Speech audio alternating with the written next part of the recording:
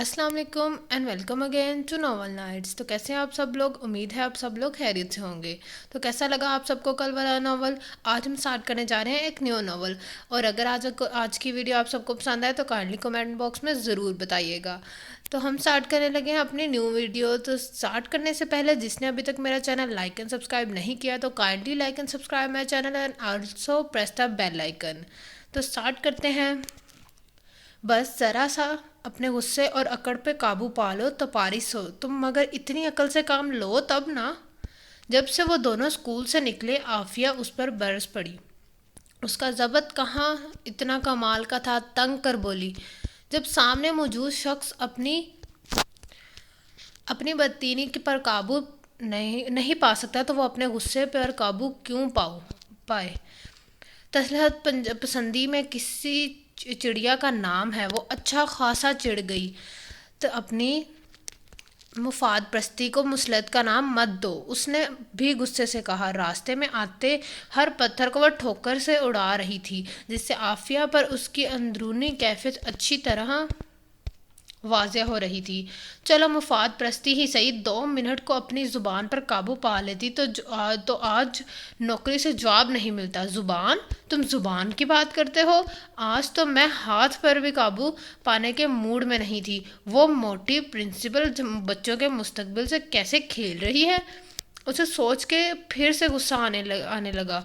लोग सोच समझ कर और देखभाल के लिए कि अपने बच्चों को एडमिशन करवाते हैं, तुम क्या इनसे ज़्यादा सगी हो इन बच्चों की? आफिया ने फिर उसे झाड़ा तो वो रुक कर गमशगी निगाहों से उसे देखने लगी।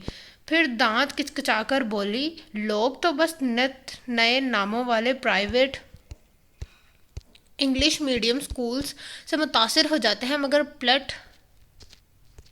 पलट कर पै भी जानने की कोशिश नहीं करते कि स्कूल्स में पढ़ाई का मेयार क्या है, टीचर्स की क्वालिफ़िकेशंस क्या हैं, अच्छा सा स्कूल और महंगी सी ट्यूशन, बीच में पढ़ाई से किसी को गर्ज ही नहीं। गज़ब खुदा का, इतना मुश्किल कोर्स और पढ़ाने के लिए हम दोनों के अलावा तमाम टीचर्स मैट्रिक पास। अब माँ को क्या पता वो कौन सा आकर टीचर्स के स्नात चेक कर रही हैं। वो भी तो बच्चों को स्कूल और ट्यूशन के हवाले करके जैसे ही फ़र्ज से सुपरदोश हो जाती हैं, उन्हें खुद चेक कर रखना चाहिए। आफिया ने हकीकत पसंदी का मुजाहरा किया जो उसे पसंद नहीं आया। हमारी भी तो जिम्मेदारी बनती है ना। आज कुछ वालिदैन के सामने में मैंने निशानदही की तो कई लोगों को पता चलेगा कि सिर्फ इंग्लिश मीडियम स्कूल ही नहीं, टीचर्स की क्वालिफ़िकेशन भी देखनी चाहिए। चलो तुम आज अपनी जिम्मेदारी से सबकदोश हो गई, अब पता चलेगा आटा दाल किस भाव में बिक रहा है। आफिया ने तंज किया तो वो भी सुस्त पड़ने लगी। खामोशी से सर झुकाए चलती गली से निकलकर मेन रोड तक आते वो जैसे आफिया से खफा हो गई थी। बेहंगम ट्रैफिक चिलचिलाती धूप में गर्मी के तासर को और बढ़ा रही थी। हर तरफ महसूस कन अफरा तफरी और का आलम था। किसी को किसी से कोई गर्ज दिखाई नहीं देती थी। पता नहीं इन सब को कहाँ पहुँचने की जल्दी है, वो बेजारी से बोली। तो आफिया ने टेढ़ी नज़रों से उसे देखा। अब हर कोई तुम्हारी तरह फारिग शुदा तो नहीं, अपनी अपनी मंजिल पर पहुंचने की धुन हो तो ऐसी ही अफरा तफरी दिखाई देती है। आज सुबह तुम भी जिसका हिस्सा थी। आफिया ने भरपूर तंज किया, मगर उसके तंज के तीर सीधे के सीधे आविक हो चुकी थी। सो आफिया की किसी भी बात का जवाब देना ज़रूरी नहीं समझती थी, मगर फ़िलहाल उसकी तो बेचैनी की वजह कुछ और थी। ना ट्रैफिक के असरो हाम से घबराया सड़क के इस पार खड़ा शख्स डॉक एंड ग्लासेस लगाए हाथ में छड़ी थामे हुए, मगर ना तो कोई उसकी मदद कर रहा था, ना ही ट्रैफिक रुक रही थी। حد ہوتی ہے بے حسی کی۔ وہ غصے سے بڑبڑاتی اندھا دھند سڑک پار کر گئی۔ عافیہ اسے پکارتی ہی رہ گئی۔ اس نے جاتے ہی اس نابینا شخص کا ہاتھ تھاما تو وہ گڑبڑا گیا۔ آپ کون؟ آپ صبح سے شام تک یہاں کھڑے رہیں، نہ تو بھی کسی پر کوئی اثر نہیں ہونے والا۔ یہاں خود سے آگے بڑھ کر کسی کی مدد کرنا تو بھولی بسری حقیقت بن کے رو گیا ہے۔ وہ پیشانی پر بل لیے تیز لہجے میں کہتی معاشرے کی بے حسی کی داستان سناتے ہوئے اس شخص کا ہاتھ تھامے سڑک پار کر گئی تھی۔ اس دوران وہ نابینا شخص کیا احتجاج کر رہا تھا یہ ٹریفک کے شور میں اس نے سنا ہی نہیں۔ یہ تمہاری بے نتھے بیل کی طرح بھاگنے کی عادت بہت بری ہے۔ اور یہ کون ہے؟ عافیہ ابھی تک پریشان کھڑی تھی۔ ان کے ہاتھ میں چھڑی دیکھ کر بھی نہیں سمجھ پائی تم بھی ان بے حس لوگوں میں شامل ہو چکی ہو جو زندگی کی تمام نشانیاں بھول چکے ہیں۔ مگر محترمہ مجھ پر یہ مہربانی کیوں کی آپ نے؟ وہ شخص اتنی دیر میں پہلی بار بولا تھا اور انداز بہت کڑوا تھا۔ وہ اس کی طرف پلٹی۔ دیکھیے میں آپ کے جذبات سمجھ سکتی ہوں، کسی کی مدد لینا آپ کو پسند نہیں ہوگا، مگر یہاں تو دنیا کی آنکھوں والوں کو دھکیل کر آگے گزار جاتی ہے آپ تو پھر میں تو پھر کیا؟ سن گلاسز اتار کر ہاتھ میں تھامے اب وہ اسے گھور سیاہ نگاہوں سے اسے گھور رہا تھا۔ وہ باقی کی باتیں بھول گئی تھی۔ زندگی کے تمام تر چمک سے بڑی وہ روشن آنکھیں اس کے مقابل تھیں۔ عافیہ گہری سانس بھر کے رہ گئی۔ کیا یار، اتنی دیر سے گاڑی میں انتظار کر رہا ہوں، اب بھی آ جاؤ۔ اس کا دوست اپنی مسکراہٹ دباتا قریب آیا۔ یقیناً وہ بھی اس واقعے کا عینی شاہد تھا اور خاصا محظوظ بھی ہو رہا تھا۔ میں ذرا خدمت خلق کی شوقین محترمہ سے شرف ملاقات حاصل کر رہا تھا۔ وہ طنزاً بولا تو اس کے تمام حواس بیدار ہونے لگے۔ یعنی اس کی مدد وہ کسی کھاتے میں نہیں لا رہا تھا۔ دیکھیے مسٹر، میں نے صرف انسانیت کے ناطے آپ کی مدد کی تھی۔ اب یہ آپ کی بدقسمتی ہے کہ آپ اندھے نہیں ہیں، ورنہ تو میرے شکر گزار ہوتے۔ اس نے تنگ کر کہا تو عافیہ اس کے جملے پہ بے احتیاطی پر اش کر اٹھی۔ یعنی میں آپ کو اندھا دھند دکھائی دے رہا ہوں، اور اگر میں اندھا ہوتا تو یہ میری خوش قسمتی ہوتی۔ وہ اب اسے کھا جانے والی نظروں سے دیکھ رہا تھا۔ تو پھر ضرورت ہی کیا یہ چھڑی تھام کر سڑکوں پر پھرنے کی؟ خواہ مخواہ میری بھی دوڑ لگوا دی۔ میں تو نابینا سمجھ کے آپ کی مدد کر رہی تھی۔ وہ بھی تلملا کر رہ گئی۔ ایک اچھی خاصی صورتحال مذاق کا باعث بن گئی تھی۔ اس کا دوست ابھی بھی ہنس رہا تھا۔ اس نے مزید کچھ کہنے کی کوشش کی تو اسے بازو سے تھام کر کھینچتا ہوا لے گیا۔ دیکھا، اس بے صبری اور جلد بازی سے منع کرتی ہوں تمہیں۔ عافیہ اسے لیکچر دینے کا کوئی موقع نہیں گنواتی تھی۔ بہت بدتمیز شخص تھا۔ ایک تو اس کے اندھے پن پر ترس کھا کر اسے مدد دی، الٹا مجھے سنایا چلا گیا۔ اس کا چہرہ تمتما رہا تھا۔ خدا کے لیے ثانیہ، اب سیدھے گھر چلو، مزید کسی تماشے سے نمٹنے کی سکت نہیں ہے مجھ میں، عافیہ رچ ہو کر کہہ رہی تھی۔ وہ خاموشی سے اسے اس کے ساتھ چل دی، مگر ذہن بہت سی سوچوں میں ہو گیا تھا، اور میری جانب ختم ہونے کا سن کر گھر میں جو تماشا کھڑا ہوگا وہ میری جاب ختم ہونے کا سن کر میرے گھر میں جو تماشا کھڑا ہوگا وہ اگلے روز شام کو عافیہ اس سے ملنے آئی تو وہ اپنے اور سعدیہ کے مشترکہ کمرے میں سر منہ لپیٹے پڑی تھی۔ عافیہ کو دیکھ کر سستی سے اٹھ کر بیٹھی۔ آج تمہاری چچی جان نے مجھے لفٹ نہیں کرائی۔ اس کا مطلب یہ ہوا کہ تم انہیں اپنی جاب ختم ہونے کی اطلاع دے چکی ہو۔ عافیہ نے اس کے چہرے کے تاثرات کو ہوجتے ہوئے بظاہر مسکرا کر کہا تھا، وہ تو یوں بھی پتہ چل ہی جاتا، سو میں نے کل ہی بتا دیا۔ وہ سستی سے بولی تھی، اس سے بہتر تھا کہ تم نئی جاب تلاش کرتی رہتی، بعد میں بتا دیتی۔ عافیہ کے مشورے پر وہ اسے گھورتے رہے ہوئے بولی، اور 2 مہینے چڑھتے ہی تنخواہ مانگنے لگتی ہیں، اس کا کیا کرتی؟ تب تک کوئی تو جاب مل ہی جاتی، ایک تم اور ایک تمہاری خوش فہمیاں۔ اس نے گہری سانس بھری تھی۔ اچھا یہ بتاؤ کہ گھر کے حالات کیسے ہیں؟ عافیہ نے سنجیدگی سے پوچھا۔ کل سے وہ خود ثانیہ کی طرف سے پریشان تھی۔ کیسے ہو سکتے ہیں؟ اس نے الٹا سوال کیا تھا، پھر مستحقہ اڑانے والے انداز میں بولی، ویسے ہی ہیں جیسے میرے جاب کرنے سے پہلے تھے، کوئی لفٹ نہیں کرا رہا، اٹھتے بیٹھتے چچی جان مہنگائی اور غربت کا رونا رو رہی ہیں، بلکہ اس بار تو چچا جان کا موڈ بھی آف ہے۔ تم بھی تو حد کرتی ہو ثانیہ، تیسری نوکری کو لات ماری ہے تم نے۔ اس لیے تو کہتی ہوں کہ مصلحت پسندی سے بھی کام لے لیا کرو، آدمی بہت سے ممکنہ پریشانیوں سے بچ جاتا ہے۔ عافیہ متفکر بھی، پھر اس نے اپنے پرس میں سے کچھ روپے نکال کر اس کی طرف بڑھائے تو وہ بدک گئی۔ یہ کیا ہے؟ یہ میں تمہیں دے رہی ہوں، پرنسپل نے تمہاری 20 دنوں کی پے بھجوائی ہے۔ اس کے مزاج کے پیش نظر عافیہ نے فور وضاحت کی تو اس نے مسکراتے ہوئے روپے تھام لیے۔ شکر ہے، اتنی تو انسانیت باقی ہے ان میں تو پتہ نہیں باقی ہے یا نہیں، مگر یہ روپے میں خود جا کر تمہاری طرف سے ڈیمانڈ کر کے لائی ہوں، ویسے تو شاید وہ دبا ہی جاتے۔ عافیہ نے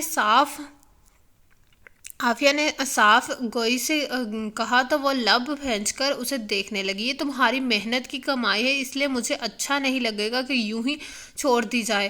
عافیہ نے پھر وضاحت کی تھی۔ کئی لمحے خاموشی کی لپیٹ میں گزرے، پھر عافیہ ہی نے اسے سکوت کو توڑا۔ اب کیا سوچا ہے تم نے؟ یوں گھر بیٹھے تو کوئی بھی تمہیں زندگی گزارنے نہیں دے گا، کیا کرنا ہے پھر سے؟ کوئی نوکری تلاش کرنا ہوگی۔ وہ اطمینان سے بولی، اس کے انداز میں پریشانی کی جھلک موجود نہ تھی، اور مشکل سے مشکل حالات میں بھی اس کا یہ اطمینان اور سکون عافیہ کو بہت اچھا لگتا تھا۔ اس کے اندر لاکھ طوفان ہوتے مگر بظاہر وہ بہت پرسکون رہتی تھی۔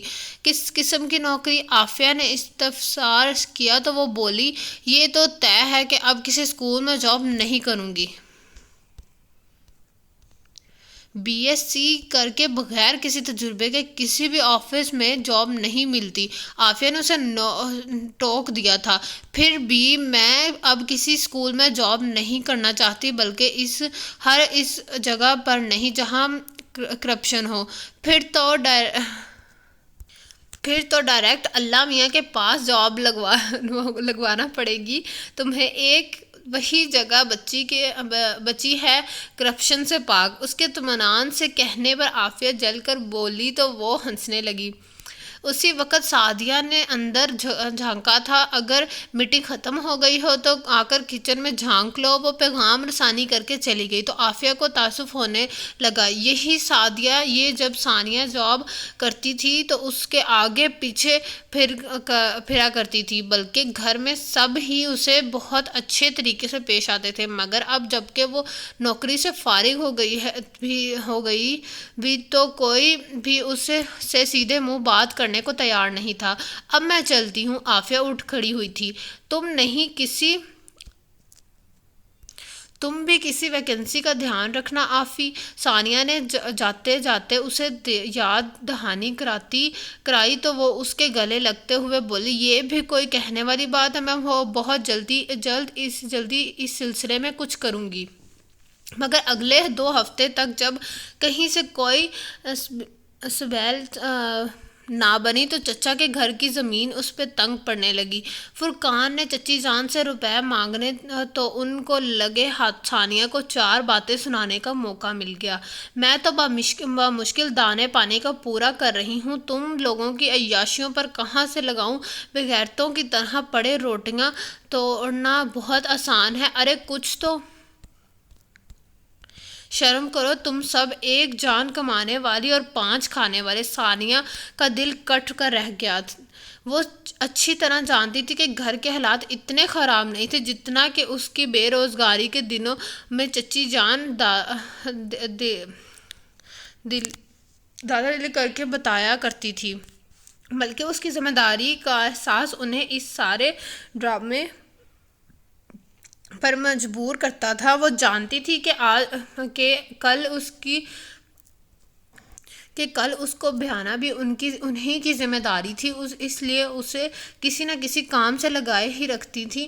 یہی تمام باتیں وہ احسن طریقے سے چچا جان کو بھی سمجھا چکی تھی، اس لیے وہ اپنے آوارہ بیٹے کو تو گھر بیٹھا کر کھلا ہی لیتے، مگر ثانیہ کی فراغت انہیں بھی بہت چبھتی تھی۔ ابھی رات ہی وہ کتنے اکھڑ لہجے میں اس سے کہہ رہے تھے، تمہارا مسئلہ یہ ہے کہ تمہیں نوکری کرنا نہیں آتی، ساری بات احساس ذمہ داری کی ہوتی ہے، بس جی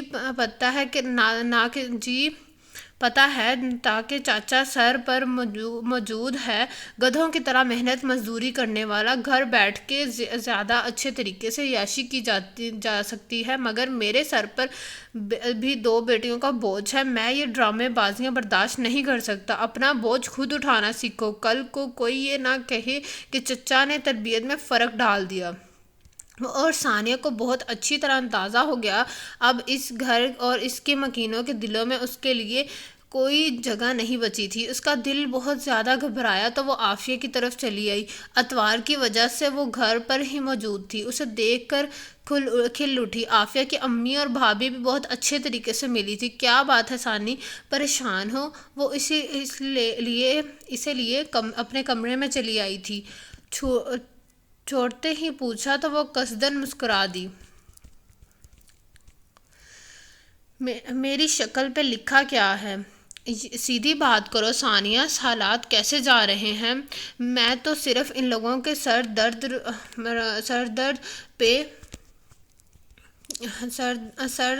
درد روپے کی وجہ سے تم سے ملنے نہیں آتی، سرد رویے کی وجہ سے تم سے ملنے نہیں آتی۔ وہ واقعی متفکر تھی، اگر وہ تم سے سرد مہری کا مظاہرہ کر سکتے ہیں تو سوچ لو کہ میرے ساتھ کس حد تک جا سکتے ہیں۔ وہ پہلی بار عافیہ کو بہت شکست محسوس ہوئی تھی، ورنہ یہی ثانیہ تھی جو بڑی سے بڑی بات کو چٹکیوں میں اڑایا کرتی تھی۔ پھر وفتاً خود کو سنبھالتے ہوئے بولی، تم بتاؤ میرے مسئلے کا کوئی حل نکلا نہیں؟ آئی ایم سوری ثانی، میں نے یقین کرو ہر کسی سے کہہ رکھا ہے کہ میری تمہارے معیار کی کوئی جاب نہیں ملی۔ وہ شرمسار ہونے لگی، جان سے پیارے دوست کو کسی ایسی تکلیف میں مبتلا دیکھنے جسے آپ بانٹ نہ پا رہے ہوں بہت دکھ ہوتا ہے۔ عافیہ بھی اس غم کے حصار میں تھی۔ میں نے سوچ لیا ہے اگر مجھے کہیں جاب مل گئی تو میں اس گھر میں نہیں رہوں گی۔ وہ کہہ رہی تھی، خبردار جو کچھ الٹا سیدھا سوچا تو اس گھر پر تمہارا بھی حق ہے جتنا کہ ان لوگوں کا ہے۔ عافیہ نے اسے ڈپٹا مگر وہ اٹل لہجے میں بولی، ہرگز نہیں، جب مکین ہی آپ کے نہ ہو تو خالی در و دیوار کو اپنا کہنے کا کیا فائدہ؟ اگر روپے دے کر ہی ان سب کا موڈ اچھا کرنا ہے تو اس کے لاکھ درجے بہتر ہے کہ میں کہیں کرائے کے مکان میں رہ لوں، چاہے جاب کیسی بھی ہو۔ عافیہ نے بہت جھجکتے ہوئے پوچھا تو وہ اس کے بستر پر دراز ہوتے ہوئے اکتا کر بولی، اب تک زندگی کون سا میری شرائط کے مطابق گزر رہی ہے، ایک اور انچاہا فیصلہ ہو بھی گیا تو کیا فرق پڑ جائے گا؟ ایک جاب ہے تو، مگر شاید تمہیں پسند نہ آئے۔ عافیہ بالکل سنجیدہ تھی، کوہنی تلے تکیہ دباتے ہوئے وہ پوری طرح اس کی طرف متوجہ ہوئی۔ اس جاب میں کوالیفیکیشن کوئی بڑا مسئلہ نہیں، بس مخلصی شرط ہے۔ اوفو، بتاؤ جاب کیا ہے؟ حالات ایسے جا رہے ہیں کہ اگر مجھے کنویں میں بائک چلانے کو کہا جائے تو وہ بھی کر لوں گی، وہ بے صبری سے بولی۔ تو عافیہ نے بتایا، تمہیں یاد ہوگا سال بھر پہلے ربانی ہاؤس میں ایک بچے کو ٹیوشن پڑھانے جایا کرتی تھی۔ ہاں، کیا پھر سے اس کو پڑھانا ہے؟ نہیں۔ اس کے بے صبری پر اس خفیف سا گھورتے ہوئے عافیہ نے اپنی بات جاری رکھی تھی۔ ان کی ایک بزرگ خاتون ہے، ان کی دیکھ بھال کے لیے انہیں ایک مخلص عورت کی ضرورت ہے۔ خدا نخواستہ وہ اپاہج یا پاگل وغیرہ نہیں ہیں، بس بڑھاپے اور جوڑوں کی شدید تکلیف کی وجہ سے وہ اپنے بہت سے کام نہیں کر سکتی۔ تو گھر میں سے کوئی ان کی خدمت کیوں نہیں کرتا؟ وہ بڑے غور سے عافیہ کی بات سن رہی تھی۔ اس کے سانس لینے کے لیے رکنے پر پوچھا تو وہ مستفانہ انداز میں بولی، اتنی فرصت کس کے پاس ہے کہ ایک بوڑھی خاتون کی پٹی سے لگ کے بیٹھ جائے؟ گھر میں بیٹا ہے، بہو اور پوتے پوتیاں ہیں، مگر کسی کو اتنی توفیق نہیں ہوتی کہ ان کے کمرے میں ہی جھانک لے۔ تب ایک دن انہوں نے مجھ سے اس بارے میں بات کی تھی کہ کوئی نیک اور ضرورت مند خاتون مل جائے جو ان کی دیکھ بھال کر سکے، انہیں وقت پر کھانا اور میڈیسن وغیرہ دے، ان کی دیگر ضروریات کا خیال کرے۔ مختصر یہ ہے کہ یہ نہیں ایک عدد بیٹی کی ضرورت ہے۔ وہ لوگ تنخواہ کے ساتھ ساتھ رہائش بھی دے رہے تھے۔ اب تک تو شاید انہیں کوئی مل بھی چکی ہو۔ وہ مایوسی سے بولی تو اس کے انداز میں 100% رضامندی کی جھلک پا کر عافیہ نے تمنایت سے کہا، میں نے پتہ کرایا ہے، انہیں ابھی تک ایسی کوئی خاتون نہیں ملی۔ تو پھر میں تیار ہوں، بس لوگ اعتبار والے ہونے چاہیے۔ وہ اٹھ کر بیٹھ گئی۔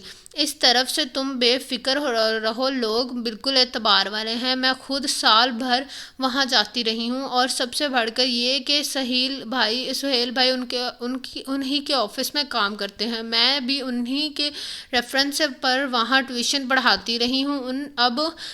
اب بھی انہوں نے ہی نہیں کہا ہے اس جاب کا۔ تو پھر ٹھیک ہے، آج ہی چلتے ہیں ان سے بات کرنے کے لیے۔ وہ گھریلو حالات سے برگشتہ تھی، فوراً تیار ہو گئی تھی۔ عافیہ نے ہنستے ہوئے اس بات میں سر ہلا دیا، اتنے بڑے گھر میں ایک بوڑھی عورت کو سنبھالنے والا کوئی نہیں ہے، شاندار ہے۔ ربانی ہاؤس کے سامنے رکشے سے اترتے ہی یہ ثانیہ کا پہلا تبصرہ تھا۔ جب خون سفید ہو جائے تو اپنے پرائے کی تمیز سب سے پہلے بھولتی ہے، عافیہ نے گہری سانس بھرتے ہوئے کہا تھا۔ شاید چوکیدار موجود نہیں تھا۔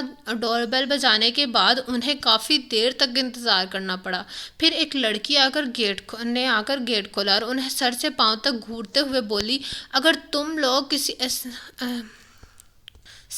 کسی اسکیم کی طرف سے آئی ہو تو ہمیں کوئی دلچسپی نہیں ہے، اور نہ ہی ہم کوئی پروڈکٹ استعمال کرنا چاہتے ہیں۔ ایکسکیوز می، ہم لوگ جاب کے سلسلے میں آئے ہیں، مسز ربانی کے لیے کسی اوہو، تو وہ تو دادوں کی خدمت گزاری کے لیے آئی ہو۔ آئی ہیں آپ؟ عافیہ کی بات کو تمسخرانہ انداز میں کاٹتے ہوئے وہ اچانک کر بولی، چونکا کر بولی، جبکہ ثانیہ ساری صورت حال خاموشی سے دیکھ رہی تھی۔ وہ انہیں ساتھ لیے اندر چلی آئی۔ تم شاید وہی ہو نا جو عادل کو ٹیوشن بھی پڑھاتی رہی ہو؟ وہ اب بھی اسے چھپتے ہوئے انداز میں پوچھ رہی تھی۔ عافیہ نے مختصراً اس بات میں جواب دے دیا۔ کوریڈور کے سرے پر پہلا کمرہ ہی مسز ربانی کا تھا۔ دادوں کو مشکل ہی سے کوئی پسند آتا ہے، مگر میری دعا ہے کہ تم سے کوئی تم میں سے کوئی ان کے دل کو بھا جائے اور ہماری جان چھوٹے۔ وہ کہتے ہوئے چلی گئی تھی۔ وہ دونوں ایک دوسرے کی طرف دیکھ کر رہ گئیں۔ ایک بے حد شاندار کمرے میں داخل ہوتے ہوئے وہ دونوں جھجکیں۔ وال ٹو وال بزیر کارپٹ، مہنگا فرنیچر، خوبصورت وال پینرز اور قیمتی ڈیکوریشن، برف جیسے سفید بالوں والی سرخ اور سفید مسز ربانی ثانیہ کو پہلی نظر میں ہی بہت پسند آئی تھی۔ ان کی عمر تو 70-75 کے قریب تھی، مگر چہرے مہر سے وہ اتنی بزرگ نہیں لگتی تھی۔ دیکھو لڑکی، مجھے محض پیسوں کے لالچ میں نوکری کرنے والی عورت نہیں چاہیے۔ اگر تمہارا ایسا کوئی خیال ہے تو تم جا سکتی ہو۔ ان کا لب و لہجہ بہت روکھا تھا۔ عافیہ نے بے ساختہ ثانیہ کی طرف دیکھا۔ دیکھیں، محض دعاؤں سے بات نہیں بنتی۔ میں اپنی مخلصی کی قسمیں نہیں کھاؤں گی۔ بہرحال اتنا ضرور کہوں گی کہ آپ کے تمام ڈیمانڈز سے واقف ہوں اور ان پر رضامند ہونے کے بعد ہی یہیں آئی ہوں۔ وہ گہری نظروں سے ثانیہ کو دیکھ رہی تھی۔ میری ڈیمانڈ تو یہ بھی ہے کہ میرے پاس جاب کرنے والی 24 گھنٹے میرے ساتھ رہے۔ مجھے منظور ہے۔ وہ جس طرح اچانک بولی تھی اس پر مسز ربانی تو حیران ہوئی تھی کہ عافیہ بھی سرپٹہ ہو گئی۔ پہلے گھر میں تو پوچھ لو ثانیہ، کس سے پوچھ لوں؟ ماں باپ سے یا بہن بھائی سے؟ اس نے تلخی سے کہا تو وہ چپ سی ہو گئی۔ کیا تمہارا اپنا گھر نہیں ہے؟ مسز وانی کو اس معاملے میں دلچسپی محسوس ہوئی تھی۔ جواباً ثانیہ نے انہیں مختصر اپنے تمام حالات بتا دیے۔ تو ٹھیک ہے، تم کل سے آ جاؤ، مگر میں پہلے ہی بتا دوں کہ میں کسی بھی معاملے میں تم سے غیر مطمئن ہوئی تو تمہیں نوکری سے ہاتھ دھونا پڑے گا۔ اس لیے بہت سوچ سمجھ کر چچا کا گھر چھوڑنا، یہ نہ ہو کہ کل کو نہ یہاں کی رہو نہ وہاں کی۔ آپ بے فکر ہو جائیں، اس کی گارنٹی میں دیتی ہوں۔ آپ جانتی ہیں کہ میں پہلے بھی اس گھر کی جاب کر چکی ہوں۔ عادل کو پورا سال ٹیوشن پڑھائی ہے میں نے، اور میرے بڑے بھائی آپ کی فیکٹری میں جاب کر رہے ہیں، اور ایک بار آپ نے بھی مجھ سے کہا تھا کہ کسی ایماندار خاتون کے لیے۔ تو پھر تم کل سے آ جانا، میں تمہیں سارا کام سمجھا دوں گی۔ انہوں نے ثانیہ سے کہا تو متشکر سی اٹھ کھڑی ہوئی۔ تنخواہ نہیں پوچھو گی؟ انہوں نے قدرے حیرت سے پوچھا تو وہ طمانینے سے بولی، میرے لیے سب سے بڑا مسئلہ سر چھپانے کا ٹھکانہ تھا، وہ حل ہو گیا تو باقی کوئی مسئلہ ہی نہیں رہا۔ پھر بھی میں کسی الجھن میں نہیں پڑنا چاہتی۔ فی الحال میں تمہیں 5,000 مہینہ دوں گی، اور جب تم مطمئن ہو جاؤں گی تو اپنی مرضی سے اس رقم کو بڑھا دوں گی۔ انہوں نے صاف گوئی سے کہا تو وہ بے ساختہ مسکرا دی۔ عافیہ بھی خوش ہو گئی تھی۔ رہائش کے ساتھ 5,000 کی آفر بہت پرکشش تھی، وہ بھی اس صورت میں کہ گھر ناک بھی بااعتماد تھا اور کام بھی اتنا مشکل نہیں تھا۔ شکر ہے اللہ کا، یہ مشکل تو حل ہوئی۔ واپسی پر وہ بہت مطمئن تھی، مگر عافیہ اتنی خوش نہیں تھی۔ پہلے تم گھر میں بات تو کر لیتی ثانی، وہ لوگ تمہیں کسی کے گھر میں ٹھہرنے کی اجازت نہیں دیں گے۔ میں ان کی مرضی کے پابند نہیں ہوں، اور ویسے بھی وہ لوگ تو یہی چاہتے ہیں کہ میں کسی بھی صورت میں اپنا بوجھ ان کے سر ہٹاؤں۔ وہ اطمینان سے بولی تھی۔ پھر بھی ثانیہ، اوفو، اب بس بھی کرو اور ذرا سا مجھے خوش ہو لینے دو۔ موسم بھی دیکھو کتنا خوبصورت ہو رہا ہے۔ یہ شاید میری خوشی میں خوش ہے۔ وہ آنکھیں بند کر کے ٹھنڈی ہوا کو محسوس کرتی دونوں ہاتھ دائیں بائیں پھیلائے گھوم سی گئی تھی، مگر کار کی زور دار انداز میں چڑچڑانے والی ٹائروں کی آواز اسے ہوش کی دنیا میں لاپٹخا۔ اپنی بے خودی میں وہ سڑک پر اتر آئی تھی۔ یک دم موڑ کاٹنے والی گاڑی کے ڈرائیور نے بریک کیسے لگائی یہ وہی جانتا تھا۔ وہ گاڑی بند کرتا بہت نیچے اترا تھا۔ یہ کون سا طریقہ ہے خودکشی کرنے کا؟ خدا نہ کرے میں کیوں خودکشی کرنے لگی؟ وہ برا مان گئی تھی تو پھر عین سڑک کے بیچ اٹکھیلیاں کرنے کا مشورہ آپ کو کس ڈاکٹر نے دیا ہے وہ اسے بخشنے کے موڈ میں نہیں تھا۔ جو اس باختہ کھڑی عافیہ فوراً آگے بڑھی تھی۔ آئی ایم سوری، دیکھیے یہ غلطی سے سڑک کے درمیان آ گئی تھی۔ خبردار، جو کوئی سوری کیا تو میں غلطی سے نہیں بلکہ مقامی ہوش و حواس اس سڑک کے درمیان آئی تھی۔ اور کہاں بورڈ لگا ہے کہ پیدل چلنے والے کو سڑک پر آنا منع ہے؟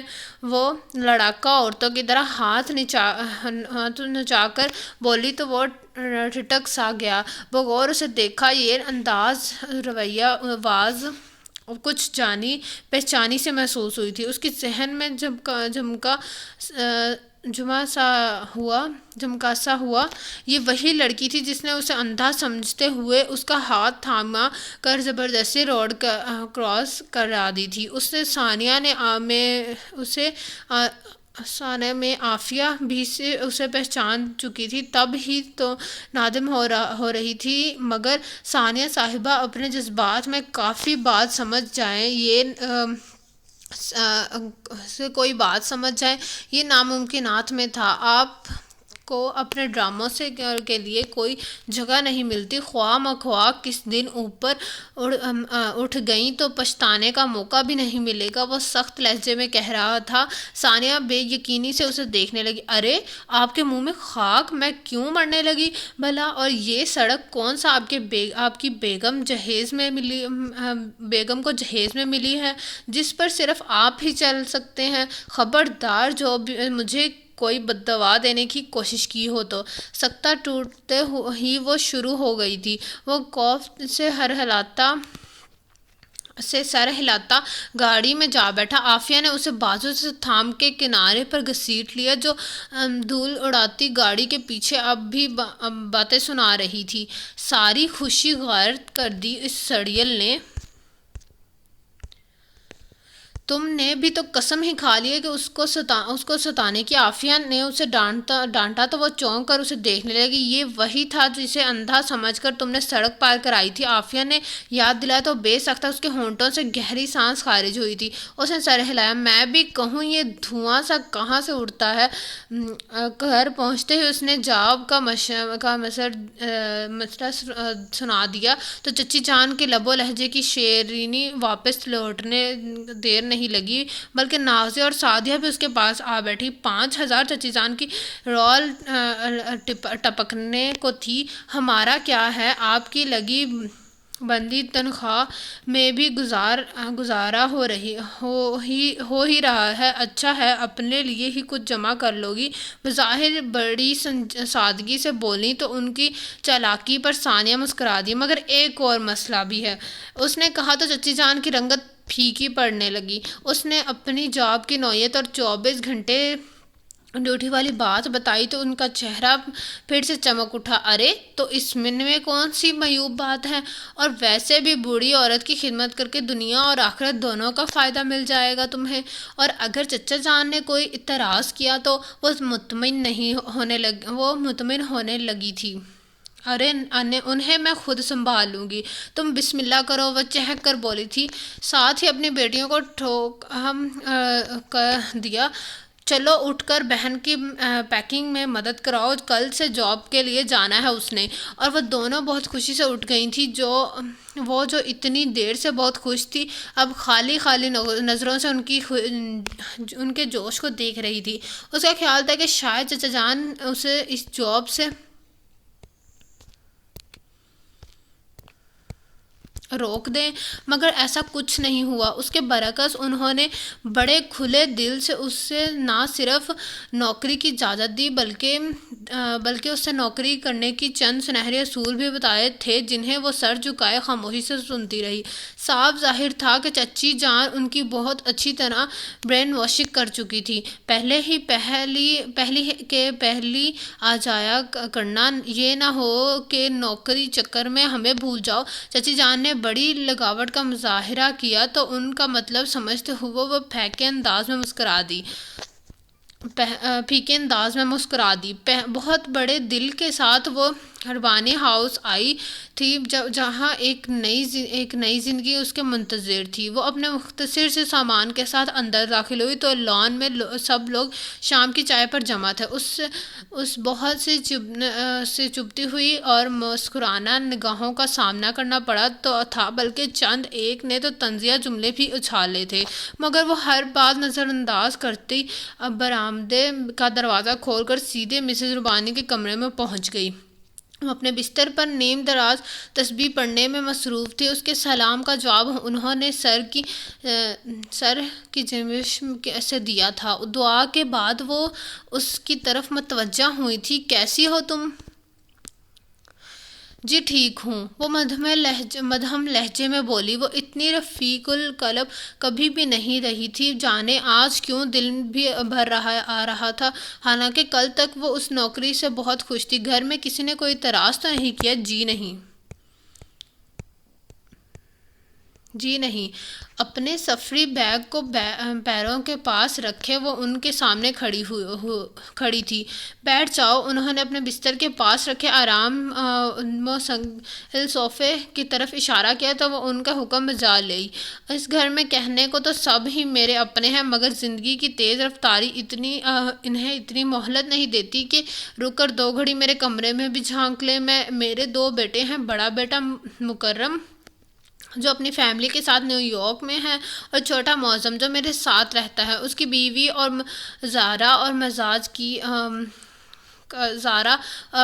مزاج کی ہے، اوپر سے اولاد بھی اس پر پڑی ہے بدلحاظ۔ کسی کو کبھی اتنی توفیق نہیں ہوئی کہ بوڑھی دادی سے 2 پیار کی باتیں ہی کر لے۔ وہ بتا رہی تھی اور ثانیہ کے ذہن میں اس لڑکی کے انداز و لحاظ گھوم گئے جس نے کل گیٹ کھولا تھا۔ مجھے وقت پر کھانا دینا یاد نہیں رہتا تو کبھی میری دعا کا وقت بھول جاتے ہیں، مگر ایک ہے اس دنیا میں جسے سب سے زیادہ میری چاہت اور میرا خیال ہے۔ ان کے ہونٹوں پر پیاری سی مسکراہٹ ٹھہر گئی تھی۔ وہ پوری توجہ سے اس کی طرف متوجہ تھی۔ عیسیٰ میرا سب سے بڑا پوتا مکرم کا بیٹا ہے۔ بیوی کے مرنے کے بعد مکرم نے دوسری شادی کری تو دوسری اولاد میں کھو کر شاید وہ عیسیٰ کے حق تلفی کرنے لگا تھا، یا شاید عیسیٰ ہی اپنے سوتیلے رشتوں کو قبول نہیں کر پایا، تب ہی میرے پاس چلا آتا تھا، ہر سال اور کبھی سال میں 2-3 مرتبہ۔ مگر اب تو اس نے یہیں اپنا بزنس سیٹ کر لیا ہے۔ صرف میری خاطر وہ مجھے تنہا چھوڑ کے جانا نہیں چاہتا۔ اسے میری ضروریات کی بہت فکر رہتی ہے۔ اس نے میرے دیکھ بھال کے لیے کسی عورت کا کہا تھا، اب یہ تمہاری ذمہ داری ہے کہ میرے کھانے پینے سے لے کر پہننے اوڑھنے اور دوا دینے تک کا خیال رکھو، ورنہ میں تمہیں فارغ کرنے میں 1 منٹ نہیں لگاؤں گی۔ اس کی دھمکی ثانیہ کو بالکل بھی بری نہیں لگی تھی۔ ایک ایسی عورت جو اپنوں کے بیگانی کے تمام رنگ دیکھ چکی تھی، ایسا رویہ روا رکھنا اس کا حق بنتا تھا۔ وہ میں رہوں گی کہاں؟ ثانیہ نے قدرے جھجک کر پوچھا تو وہ اسے گھور کر بولی، اب میں تمہیں الگ سے کمرہ تو نہیں دوں گی، یہی میرے ساتھ رہنا ہے۔ تمہیں ابھی تمہارا بیڈ لگوا دوں گی یہاں، جو 24 گھنٹوں کی ڈیوٹی ہے تمہاری۔ اس کے انداز پر ثانیہ کو ہنسی آ گئی۔ وہ یقیناً اتنی سخت مزاج نہیں تھی جتنی کہ بننے کی کوشش کر رہی تھی۔ کیا میں آپ کا واش روم استعمال کر سکتی ہوں؟ ثانیہ کی اجازت لینے والے انداز پر وہ بولی، آج سے یہ کمرہ تمہارا بھی ہے، تم کوئی بھی شے بنا پوچھے استعمال کر سکتی ہو سوائے میرے تولیے کے۔ جی بہت اچھا۔ وہ اپنی مسکراہٹ دباتی اٹھ کر واش روم میں چلی آئی۔ مسز ربانی کے مزاج نے اسے آئندہ کی پریشانیوں سے بے فکر کر دیا تھا۔ وہ اچھی طرح جانتی تھی کہ مسز ربانی کو ڈیل کرنا اس کے بائیں ہاتھ کا کھیل تھا، مگر ابھی واش روم سے نکلنے ہی والی تھی کہ باہر سے آنے والی مردانہ آواز سے ٹھٹکا گئی، کمال کرتی ہیں آپ بھی دادو، یوں ہی کسی کو گھر میں گھسا لیا، کم سے کم مجھے تو بتا دیتی، یا پھر آئی ڈی کارڈز ہی دیکھ لیتی۔ محترمہ کا پتہ چلے سب کچھ سمیٹ کر فرار ہو گئی۔ میں نے اچھی طرح اطمینان کر لیا ہے، روشن پیشانی والی شریف بچی ہے۔ وہ مطمئن تھی پچھلی بار جو خاتون آئی تھی ان میں بھی آپ کو یہی خوبیاں دکھائی دی تھی۔ شکر کریں کہ بات 10,000 کی چوری تک ہی رہی، ورنہ تو ان کا پورا گینگ ہوتا ہے، اور کون جانتا کہ آنے والی محترمہ بھی اسی گینگ کی ممبر ہوں۔ اس شخص کی مشگافیوں نے ثانیہ کو سر تھا، اسے جاننے ملے بغیر وہ اس پر الزام تراشی کیے جا رہا تھا۔ اس جھٹکے سے وہ دروازہ کھول کر باہر نکلی تو دادی پوتے دونوں اس کی طرف متوجہ ہو گئے۔ وہ اس شخص کا منہ توڑ جواب دینے کے لیے ایک مؤثر سی تقریر سوچ کر باہر نکلی تو اس کی شکل دیکھ کر تمام الفاظ بھول گئی۔ وہ وہی تھا جس سے آج کل قسمت اسے بار بار ٹکرا رہی تھی۔ تم؟ وہ اسے وہاں دیکھ کر شاکڈ تھی۔ یہ وہی لڑکی ہے جس کا میں تم سے ذکر کر رہی تھی۔ مسز ربانی اپنی خوشی میں پوتے کی افسردگی محسوس ہی نہیں کی تھی۔ آپ کیا میرے خلاف شکایتیں کرنے یہاں بھی پہنچ گئے ہیں؟ ثانیہ کو نوکری ہاتھ سے جاتی محسوس ہوئی تھی، تب ہی تو انجام کی پرواہ کیے بغیر اسے الجھنے لگی تو وہ ناگواری سے بولا، اس لڑکی کو آپ نے اپنی دیکھ بھال کے لیے چنا ہے جو اپنی حفاظت ٹھیک سے نہیں کر سکتی؟ دیکھیں، آپ کو مجھ پر کمنٹ پاس کرنے کی کوئی ضرورت نہیں ہے۔ ہائے، یہ کیا جنگ چھیڑ دی تم لوگوں نے؟ مسز ربانی متحیر تھیں۔ دادو، میں نے آپ سے کہا بھی تھا کہ آپ کی دیکھ بھال کے لیے میں خود انٹرویو کے بعد کسی کو سلیکٹ کروں گا۔ وہ سخت ناگواری سے ثانیہ کو دیکھتے ہوئے کہہ رہا تھا، مگر پتہ بھی تو چلے کہ اس لڑکی کی کیا خرابی ہے، اور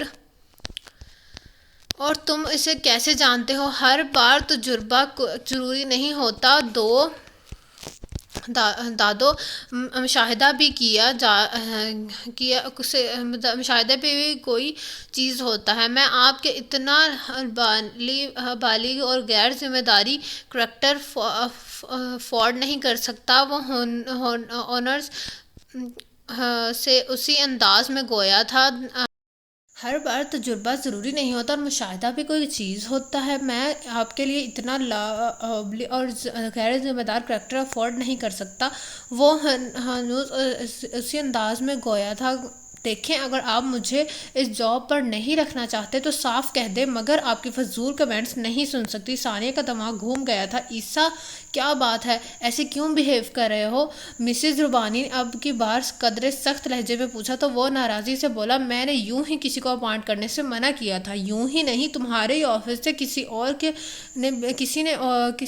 ورکر نے بھجوایا تھا اور اس سے میں پورے اطمینان کر چکی ہوں۔ بہت اچھی بچی ہے اور سب سے بڑھ کر یہ کہ ضرورت مند بھی ہے۔ اس کے بتانے پر وہ یک لخت ہی ٹھنڈا پڑ گیا۔ اوہ ہو، تو سہیل نے بھیجا ہے اسے؟ اوکے، اگر آپ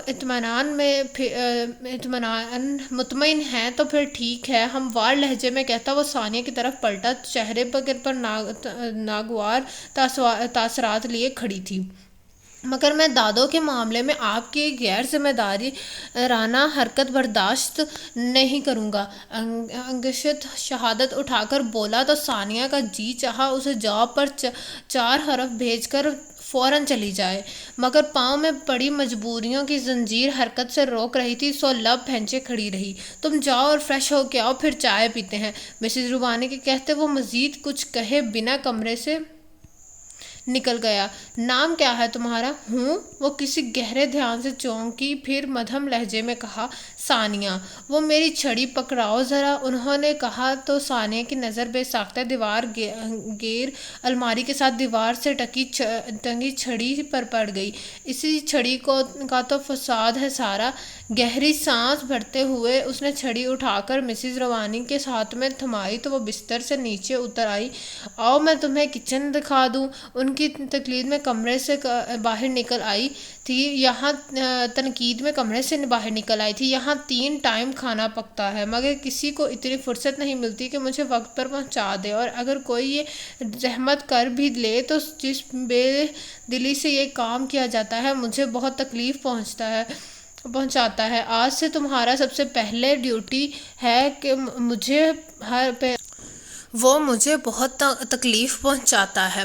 آج سے تمہاری سب سے پہلی ڈیوٹی ہے مجھے وقت پہ ناشتہ اور کھانا پہنچانا، پکانا نہیں صرف پہنچانا۔ ہاں، چائے ضرور تم بنایا کرو گی کیونکہ مجھے بے وقت چائے کی طلب ہوتی رہتی ہے۔ باتوں ہی باتوں میں وہ اسے اپنا امریکن اسٹائل کا کچن بھی دکھا لائی تھی۔ تمہیں یہاں کسی سے بھی ڈرنے یا دبنے کی ضرورت نہیں کیونکہ تم اس گھر میں میرے نمائندے کے روپ میں رہو گی، سو بہت اعتماد اور ثابت قدمی کا مظاہرہ کرنا ہوگا۔ ہو سکتا ہے کہ کچھ بڑے یا عجیب رویوں کا تمہیں سامنا کرنا پڑے۔ واپس اپنے کمرے میں آتے ہوئے وہ کہہ رہی تھی، ثانیہ نے ان کی کسی بھی بات کی سنجیدگی سے نہیں لیا تھا۔ یوں بھی چھوٹی موٹی پریشانیوں سے نمٹنا تو اس کے بائیں ہاتھ کا کھیل تھا، مگر یہ عیسیٰ مکرم ربانی، یہ شخص اسے بہت کچھ خطرناک لگا تھا۔ وہ الٹی سیدھی سوچوں میں گم تھی جب مسز ربانی نے بظاہر ہر بڑے سرسری انداز میں پوچھا، تم عیسیٰ کو کیسے جانتی ہو؟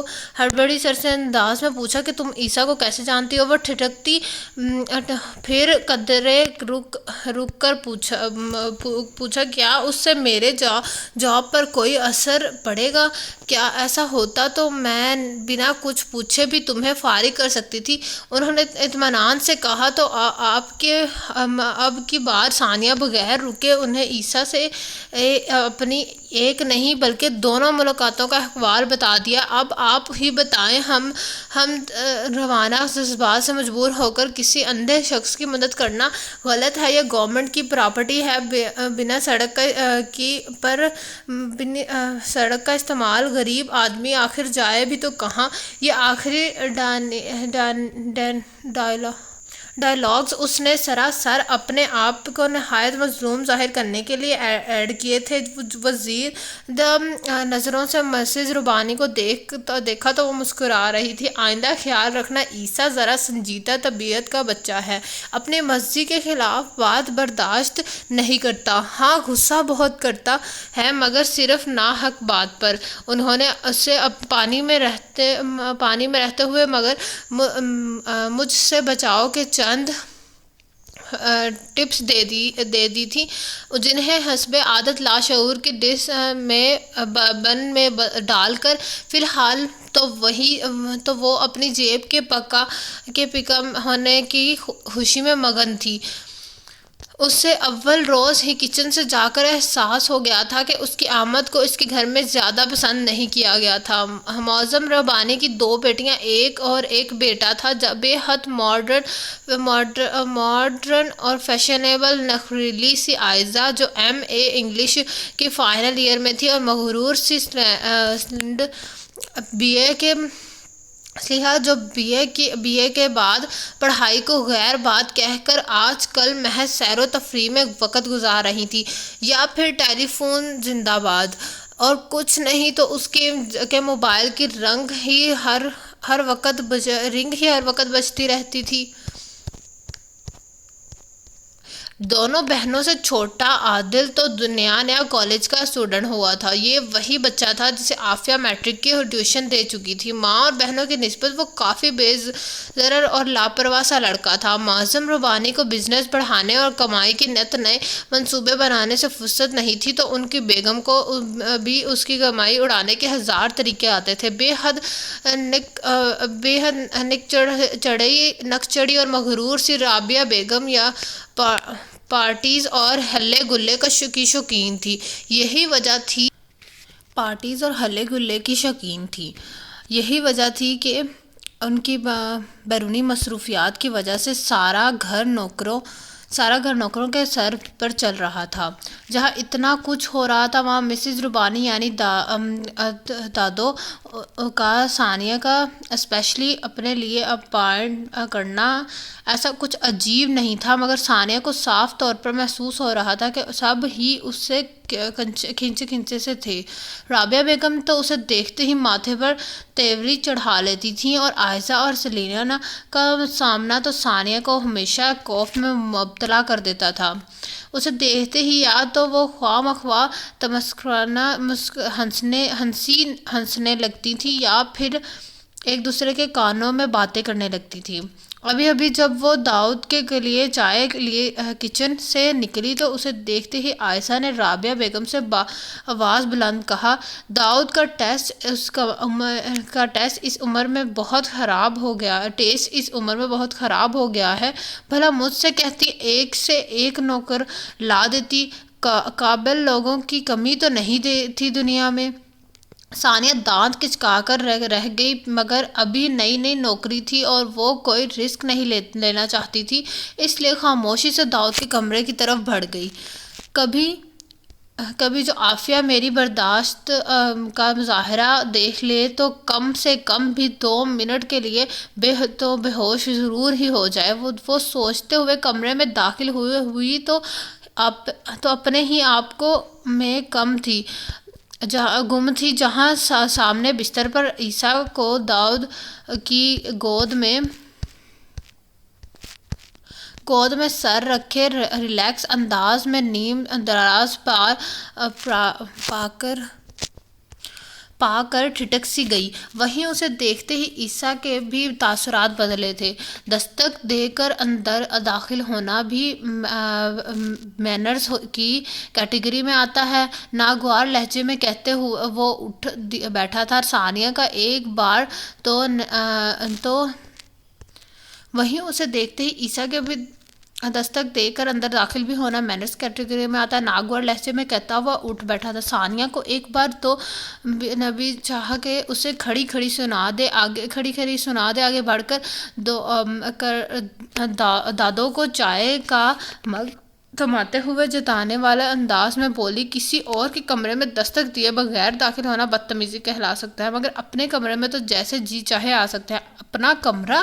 اسے تمسخرانہ انداز میں کہتے ہوئے بھویں اچکائے ہے تو دادو کو جو ثانیہ کی بنائی ہوئی چائے کا ایک گھونٹ بھر کے اس کے ذائقے میں معترف ہو چکی تھی، کھلے دل سے بولی، بالکل بھائی، یہ اب ثانیہ کا بھی کمرہ ہے، بلکہ یہ اس گھر میں میرے نمائندے کے طور پر رہے گی، ورنہ یہ بات میں نے سب پر واضح کر دی ہے۔ ثانیہ کا موڈ خوشگوار ہونے لگا، سو وہیں صوفے میں دھنس گئی۔ دادو، آپ اپنے اختیارات اپنے پاس ہی رکھیں، وہ ناپسندیدگی سے بولا تو وہ مسکرا کر بولی، میں کون سا اپنی جائیداد اس کے نام لگا رہی ہوں؟ اگر اسے اختیارات نہیں دوں گی تو اسے یہاں ٹکنے کون دے گا؟ پھر بھی دادو، وہ کچھ کہنے لگا تھا کہ دادو بیچ میں ہی اسے ٹوک گئی تھی، تم یہ بتاؤ کہ ہفتے بھر سے کہاں غائب ہو؟ لنچ پہ بھی گھر نہیں آ رہے؟ اس نے جواب دینے سے پہلے ایک نظر ثانیہ کو دیکھا تو پھر سنجیدگی سے بولا، یہ بالکل پرسنل ڈسکشن ہے دادو، بعد میں بھی ہو سکتی ہے۔ اس کے انداز میں ثانیہ کو خسارت کا شکار کیا تھا۔ دادو بھی ایک دم اسے دیکھنے لگیں تو وہ جیسے اچانک کچھ یاد آنے کی ایکٹنگ کرتی اٹھ کھڑی ہوئی۔ میں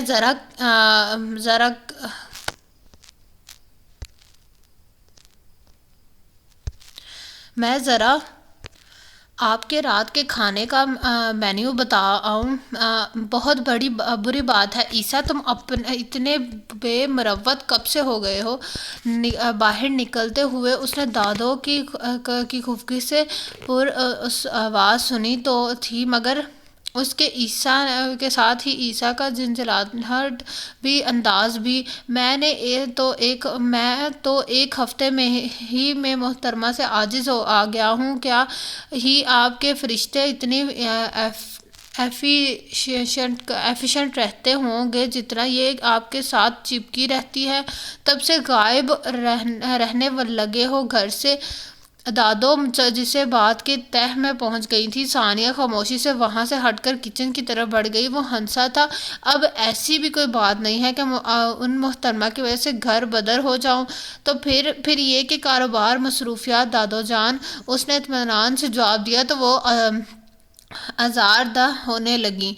کاروبار کو زندگی کا حصہ بناؤ میری جان، خود کاروبار کا حصہ نہ بنو۔ روپے کی ہوس سے اور عشائشات کی لالچ ہی میں میری اولاد مجھ سے دور ہو گئی ہے۔ آپ اپنے پوتے سے اچھی طرح واقف ہیں، اور جہاں تک بات ہے مصروفیات کی تو دادا جان، توبہ جو ایک روز بھی آپ کی آنکھوں سے اوجھل رہوں۔ وہ دونوں کان پکڑتے ہوئے بولا تو وہ ہنس دی۔ جیتا رہے میرا بچہ، خدا صحت و تندرستی دے۔ وہ ان کو ہنستے دیکھ کر مطمئن ہو گیا۔ میں ذرا چچا جان سے مل آؤں، وہ بھی سنا ہے مجھے یاد فرما رہے ہیں۔ ہاں ہاں ضرور جاؤ، کام سے ہی صحیح تمہیں یاد تو کر لیتا ہے۔ ماں کے پاس تو 2 گھڑی کی آنے کی فرصت نہیں ملتی۔ وہ بظاہر مسکرا کر بولیں تو ان لفظوں سے اٹھتی آنچ عیسیٰ نے اچھی طرح محسوس کی تھی۔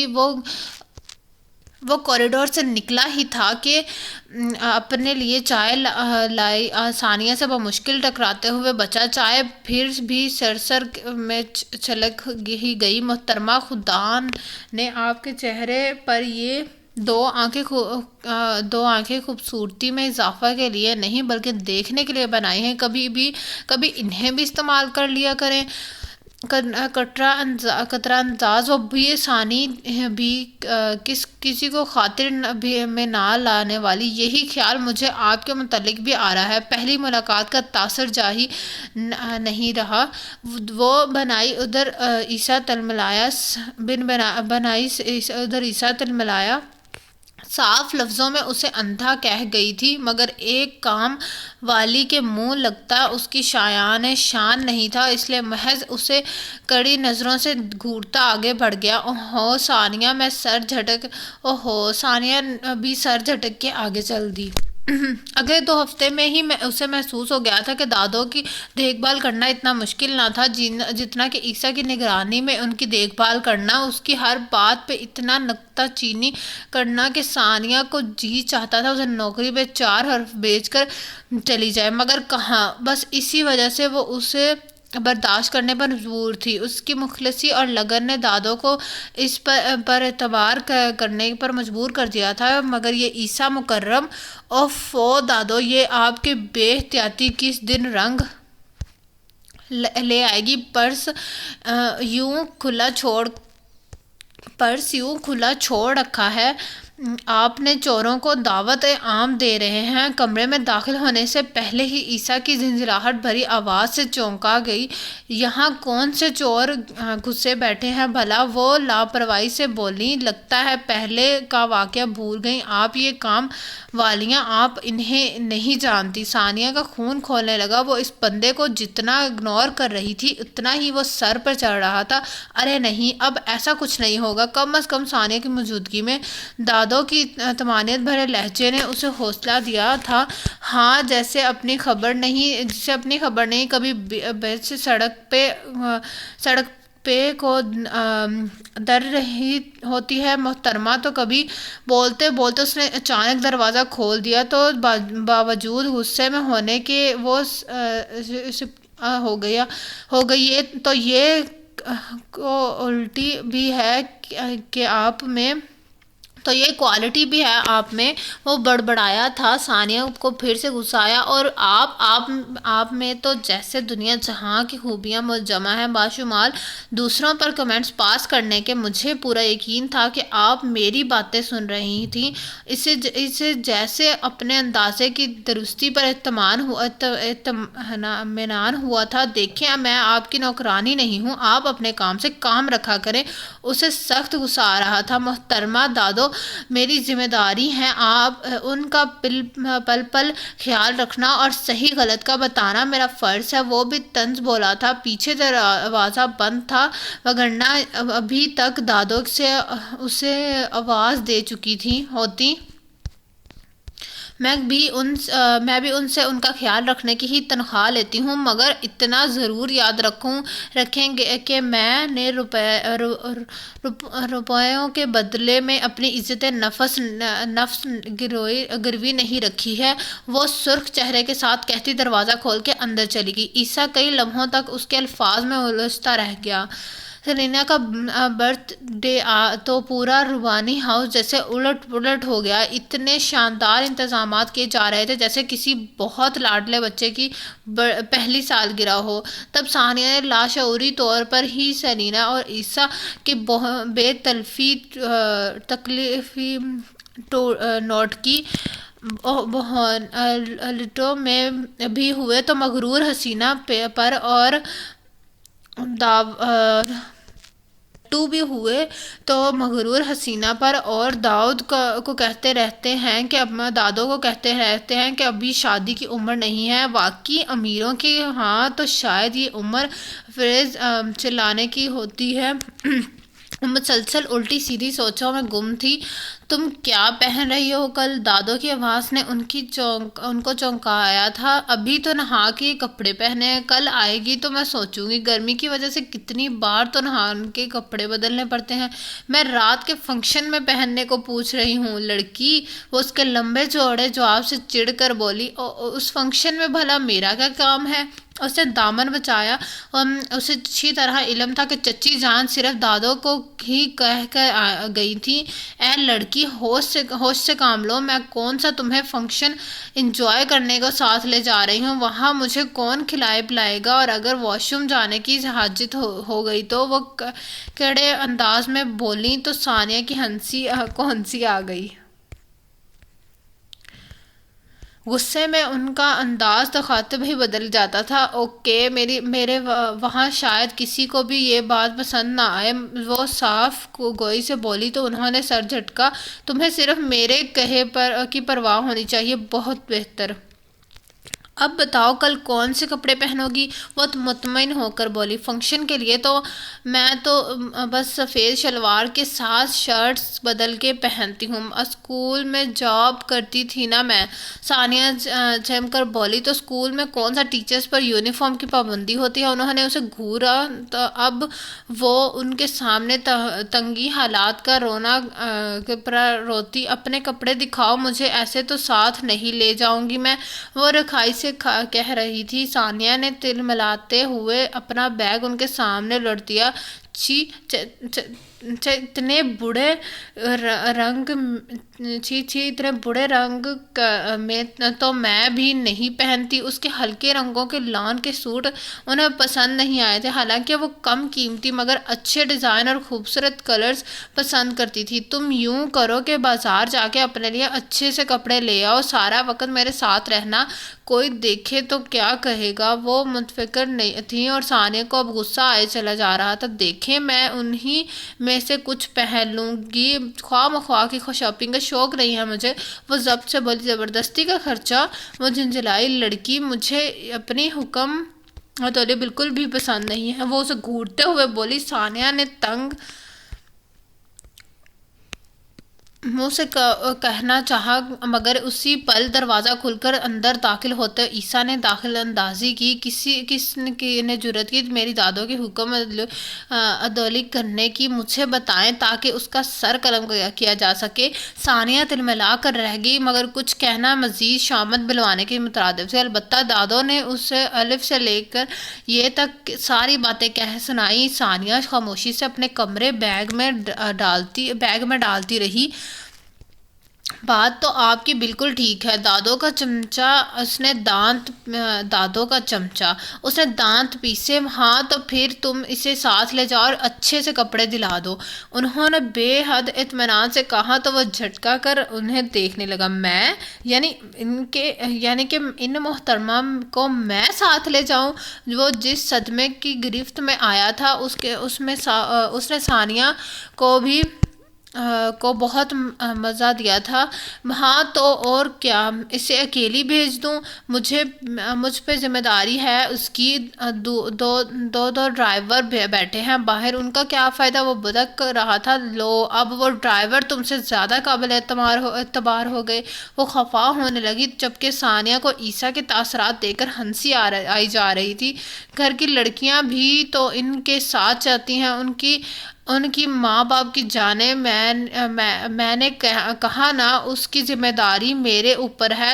اور یہ کہ بہانوں کے پہ بہانہ بنائے جا رہے ہو، سیدھے طرح بتاؤ اسے لے جا رہے ہو کہ نہیں۔ وہ کہتے کہتے آخر میں قدرے ناراضگی سے بولیں تو عیسیٰ نے پھر بھی آخری ہرجہ آزمایا۔ میں نے کہا کچھ کہا، یہ محترمہ خود ہی شاپنگ پہ جانے کو تیار نہیں ہے۔ تائیدی انداز میں ثانیہ کو دیکھا جو سخت بیزاری اس کی یعنی بحث سن رہی تھی۔ یہ عیسیٰ کے تاثرات ہی تھے جنہوں نے اس کی رگِ شرارت بھڑکا دی تھی۔ نہیں خیر، اب اتنی بھی بدتمیز نہیں ہوں میں، دادو اتنے مان سے کہہ رہی ہیں تو جانا ہی پڑے گا۔ وہ اس قدر اطمینان سے بولی تھی کہ عیسیٰ بولتے ہی کچھ بولنے کو کچھ رہ ہی نہیں گیا۔ شکر ہے کسی نے تو عقل کی بات کی۔ چلیں پھر۔ وہ دانت پیس کر بظاہر شائستگی سے بولا تو ثانیہ سے ہنسی چھپانے کا مشکل ہونے لگا۔ بہت بگڑے ہوئے موڈ کے ساتھ وہ ڈرائیونگ سیٹ پر بیٹھا تھا۔ ثانیہ نے پچھلا دروازہ کھولنا چاہا تو وہ جیسے گرا ہی اٹھا۔ ڈرائیور نہیں ہوں میں تمہارا۔ وہ شانے چکا کر فرنٹ سیٹ پہ آ بیٹھی۔ ٹیرس پہ بیٹھی سلیما کو عیسیٰ نے تو نہیں مگر ثانیہ نے اچھی طرح سے دیکھا تھا، اور اب اسے عیسیٰ کا متوقع حشر سوچ کے مزہ آ رہا تھا۔ وہ اسے ساتھ لیے بہت مشہور اور مہنگی بوتیک پہ چلا گیا تو ثانیہ پہلی بار نروس ہوئی۔ اس نے دل میں پکا ارادہ کر رکھا تھا کہ وہ داؤد کے فورس کرنے پہ وہ شاپنگ تو کر لے گی مگر اپنے پلے سے، اور یہاں میری ساری جمع پونجی میں تو یہاں سے ایک سوٹ ہی آئے گا۔ وہ پریشانی سے سوچ رہی تھی۔ اس کی قدم سست پڑنے لگے۔ عیسیٰ اسے سوٹ پسند کرنے کو کہہ کر خود بوتیک کے کاؤنٹر پہ کھڑی لڑکی سے گفتگو میں مصروف ہو گیا۔ صاف لگ رہا تھا کہ وہ پہلے بھی یہاں آتا رہا تھا۔ گہری سانس بھرتے ہوئے وہ سوٹوں کی بجائے ان پر لگی قیمتوں کی ٹیگ دیکھتی رہی۔ یہاں آ کے تمہاری چوائس کچھ زیادہ ہی اعلیٰ ہو گئی ہے، کچھ پسند ہی نہیں آ رہا محترمہ کو۔ اس کے طنز اور لب و لہجے نے ثانیہ کو چونکا دیا۔ وہ اس کی طرف پلٹی اور شرمندہ ہوئے بغیر ارمان سے بولی، یہاں ایسا کوئی لباس نہیں جو میری خریداری کی پہنچ میں ہو۔ میں اتنے مہنگے لباس نہیں پہنتی۔ چند لمحے اسے دیکھنے کے بعد وہ نرم لہجے میں بولا، یہ کپڑے تمہیں دادو کی طرف سے لینے پہ منٹ کی فکر مت کرو، دادو کی طرف سے بھی لوں گی تو اتنے مہنگے نہیں، مجھے شراب پسند نہیں۔ وہ مضبوطی سے اپنے بات کہہ کر باہر کی طرف چل دی۔ دماغ تو ٹھیک ہے تمہارا۔ عیسیٰ کے ذہن میں سینا کی بلا مبالغہ ہزاروں کی شاپنگ گھومنے لگی۔ کل صرف اپنی برتھ ڈے کا سوٹ وہ 18,000 کا لے کے گئی تھی۔ اس میں خرابی دماغ والی کیا بات ہے؟ وہ شانہ چکا کر اپنی طرف سے نیازی سے کہتا بوتیک سے نکل کر ادھر ادھر نگاہ دوڑانے لگی۔ آپ مجھے مین مارکیٹ لے جائیں، میں وہیں سے کوئی اچھا سا سوٹ دیکھ لوں گی۔ عیسیٰ کو غصہ آیا، میں کیا شوفرو ہوں تمہارا؟ ثانیہ تنگی تو پھر خواہ مخواہ مجھے لیے پھر رہے ہیں، مگر سیدھا میں رکشہ کروا لوں گی۔ اس کی خود سری عیسیٰ کو ایک آنکھ نہیں پائی تھی۔ اس سے پہلے کہ وہ کچھ سمجھ پاتی عیسیٰ نے اس کا ہاتھ تھما اور تقریباً زبردستی سے واپس اسے بوتیک میں لے آیا۔ اس کا مطمئن نظر جان کا ثانیہ احتجاجاً چلائی مگر عیسیٰ نے اسے ڈانٹ دیا، میں یہاں تمہاری ڈرامے بازی دیکھنے نہیں آیا۔ دادو نے مجھے کہا ہے وہ کر رہا ہوں، خوشی سے تمہیں ساتھ نہیں لایا۔ وہ اچھا خاصا منہ پھٹ تھا۔ ثانیہ کی رنگت غصہ اور جلد سے لال پڑ گئی۔ تو میں کون سا مری جا رہی ہوں آپ کے پیچھے؟ میں مری جا بھی نہیں رہا محترمہ، فی الحال تو آپ اپنی شاپنگ تو میں کون سا مری جا رہی تھی آپ کے پیچھے، میں مری جا بھی نہیں رہا تھا محترمہ، فی الحال تو آپ اپنی شاپنگ کریں۔ وہ طنز کے تیر چلانے میں بھی اپنا ثانی نہیں رکھتا تھا۔ تب ثانیہ نے مارے غصے کے بہت خوبصورت مگر مہنگا ترین سوٹ پسند کر لیا۔ اچھا ہے ذرا انہیں بھی پتہ چلے شاپنگ کسے کہتے ہیں۔ اپنی طرف سے وہ بہت اچھے انتقام لے کر ٹھنڈی پڑ گئی تھی، مگر عیسیٰ نے جب بل کی ادائیگی کی تو یوں جیسے چند روپیوں کی چیز خریدی ہو۔ تب اس کا دل اچاٹ ہونے لگا۔ واپسی پر وہ بہت خاموش تھی، گم سم اور کھوئی ہوئی۔ عیسیٰ نے بھی اسے مخاطب کرنے کی کوشش نہیں کی۔ سلینا میں ہی ٹہلتی مل گئی۔ مارے گئے عیسیٰ کی بڑبڑاہٹ اسے صاف سنائی دی تھی۔ وہ فرنٹ سیٹ پر ہی بیٹھی تھی، اطمینان سے نیچے اتری اور بہت مسکرا کر عیسیٰ کا شکریہ ادا کر کے شاپنگ کے لیے اندر چلی گئی۔ عیسیٰ اس کے طرز عمل پر متحیر تھا۔ وہ اس جو حواس میں لوٹتے ہوئے بڑبڑایا یہ تو بہت پھپے کٹنی ہے۔ سلینا تیر کی سی تیزی سے اس کی طرف لپکی۔ وہ گاڑی کا دروازہ بند کر کے پلٹا، مگر وہ یوں راستہ رد کرتے ہوئے کھڑی تھی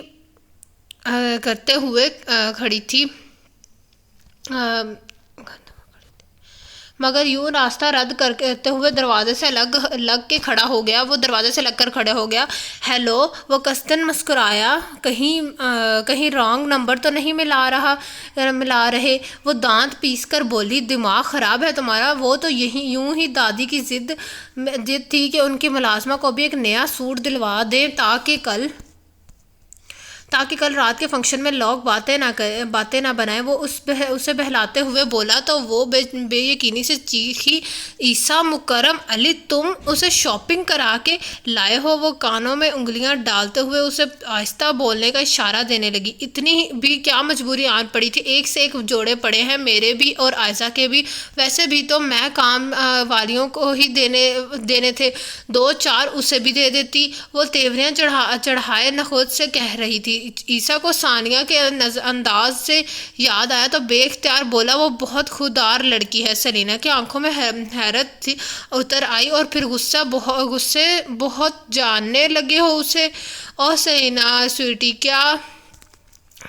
کیا اسے سر پہ سوار کر کے بیٹھ گئی ہو؟ چلو ٹیرس پر بیٹھ کر اچھی سی چائے کا مزہ لیتے ہیں۔ اس کے مسلسل بگڑتے موڈ کو دیکھ کر عیسیٰ نے فوراً ہی اپنے انداز بدل لیے۔ وہ فوراً ہی اس کے ساتھ آ لگی۔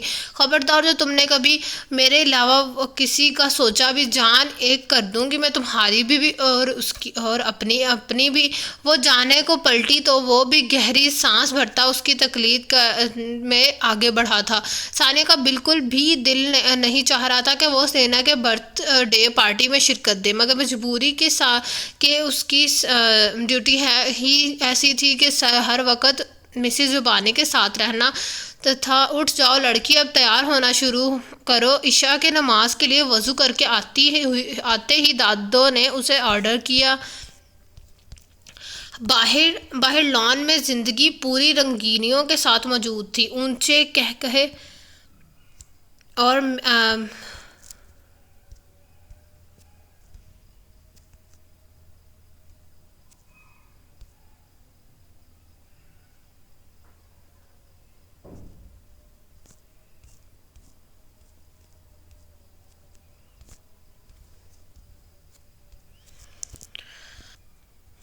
باہر لان میں زندگی پوری رنگینیوں کے ساتھ موجود تھی۔ اونچے کہکہے اور میوزک، مہمان آنے شروع ہو چکے تھے۔ یہ رات گئے تک جاری رہنے والا فنکشن تھا اور ابھی تو محض 8 ہی بجے تھے۔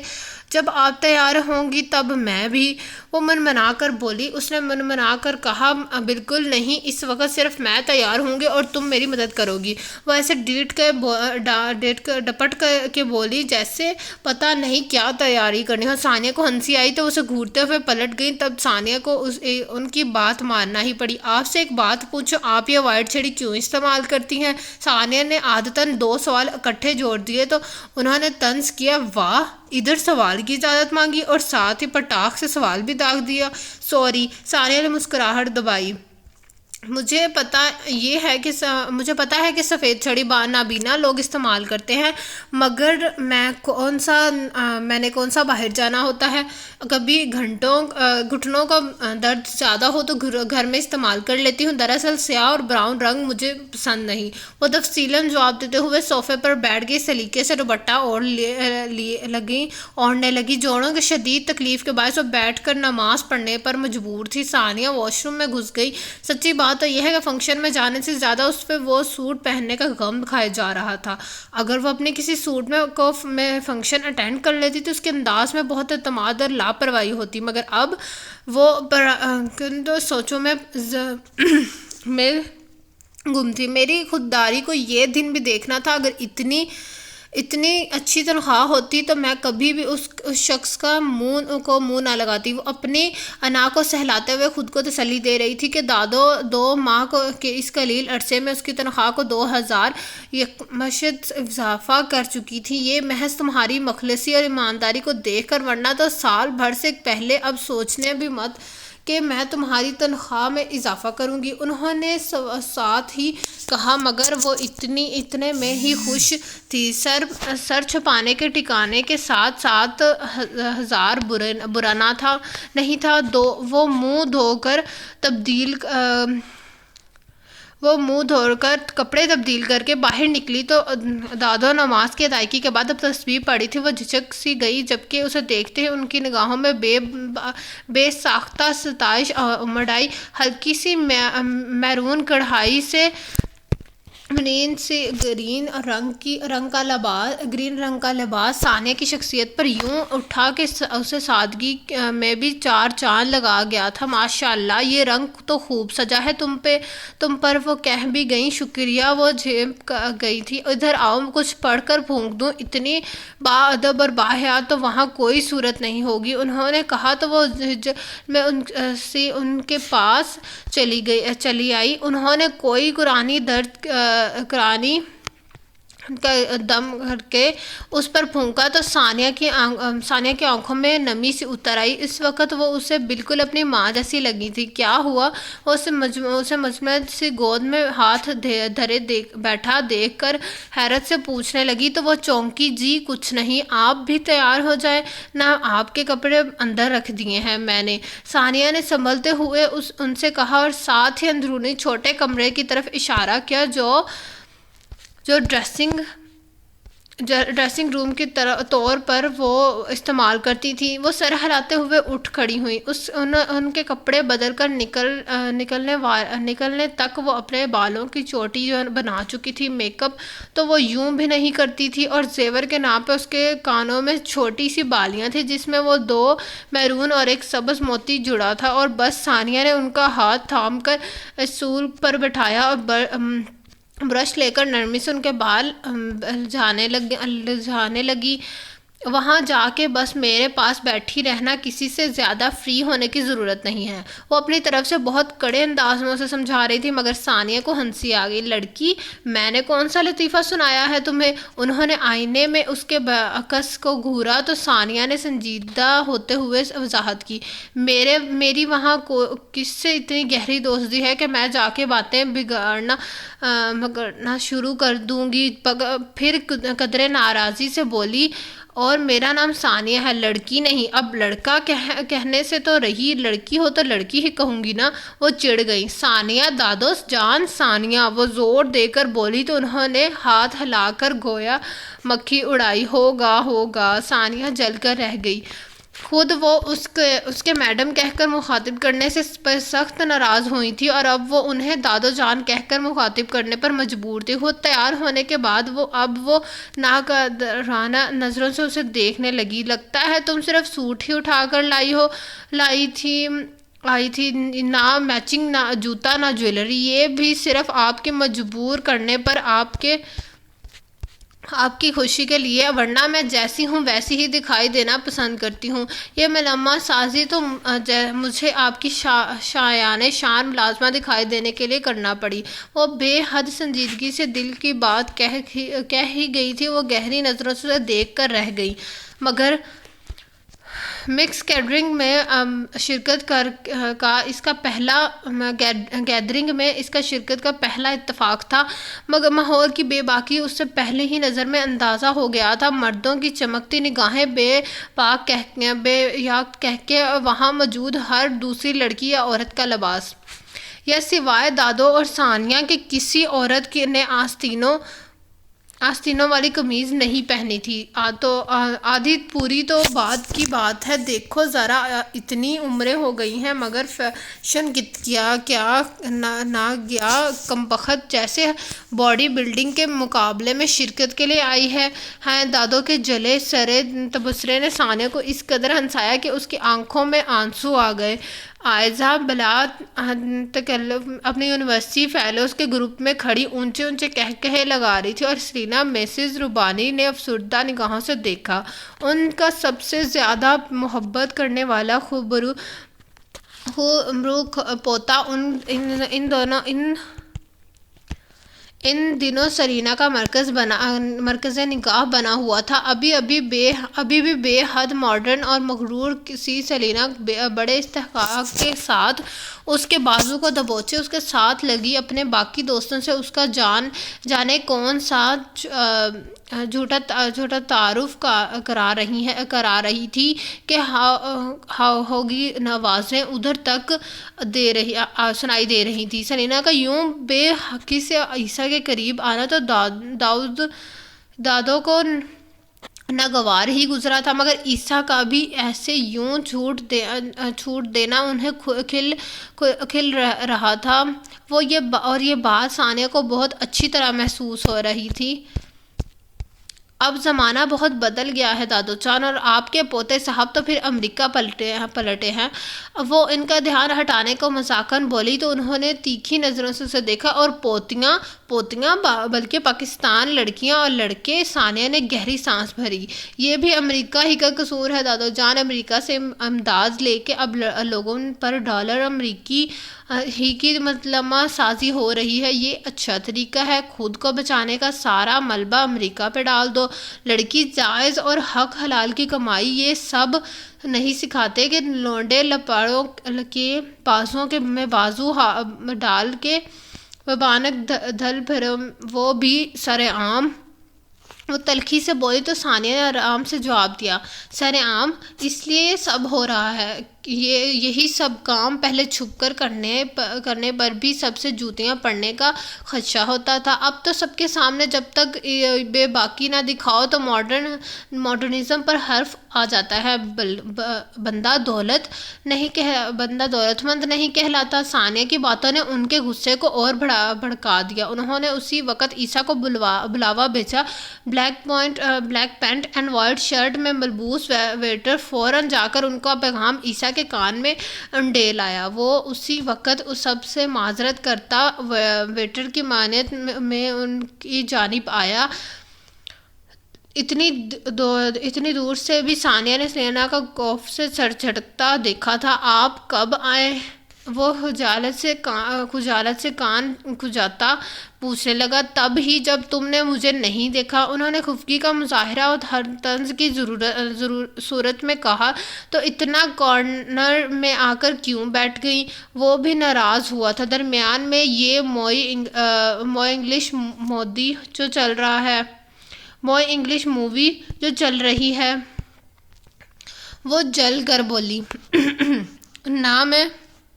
نہ میں کہتی ہوں یہ عائزہ کو دیکھنے والا کوئی نہیں کیسے مسٹنڈوں میں گھسی کھڑی ہے اور تم خود کیسے سلینا کا بغل میں لیے گھوم رہے ہو۔ ان کی باتیں سن کر ثانیہ محزل سی ہوئی، مگر وہ ہنسنے لگی۔ وہ مسٹنڈے عائزہ کے کلاس فیلوز ہیں، اس کے دوست۔ لعنت ہو ایسی روشن خیالی پر، توبہ استغفار۔ وہ مزید بھڑکی، دنیا میں کیا لڑکیاں ختم ہو گئی تھیں اس کی باری دوستی کے لیے؟ یہ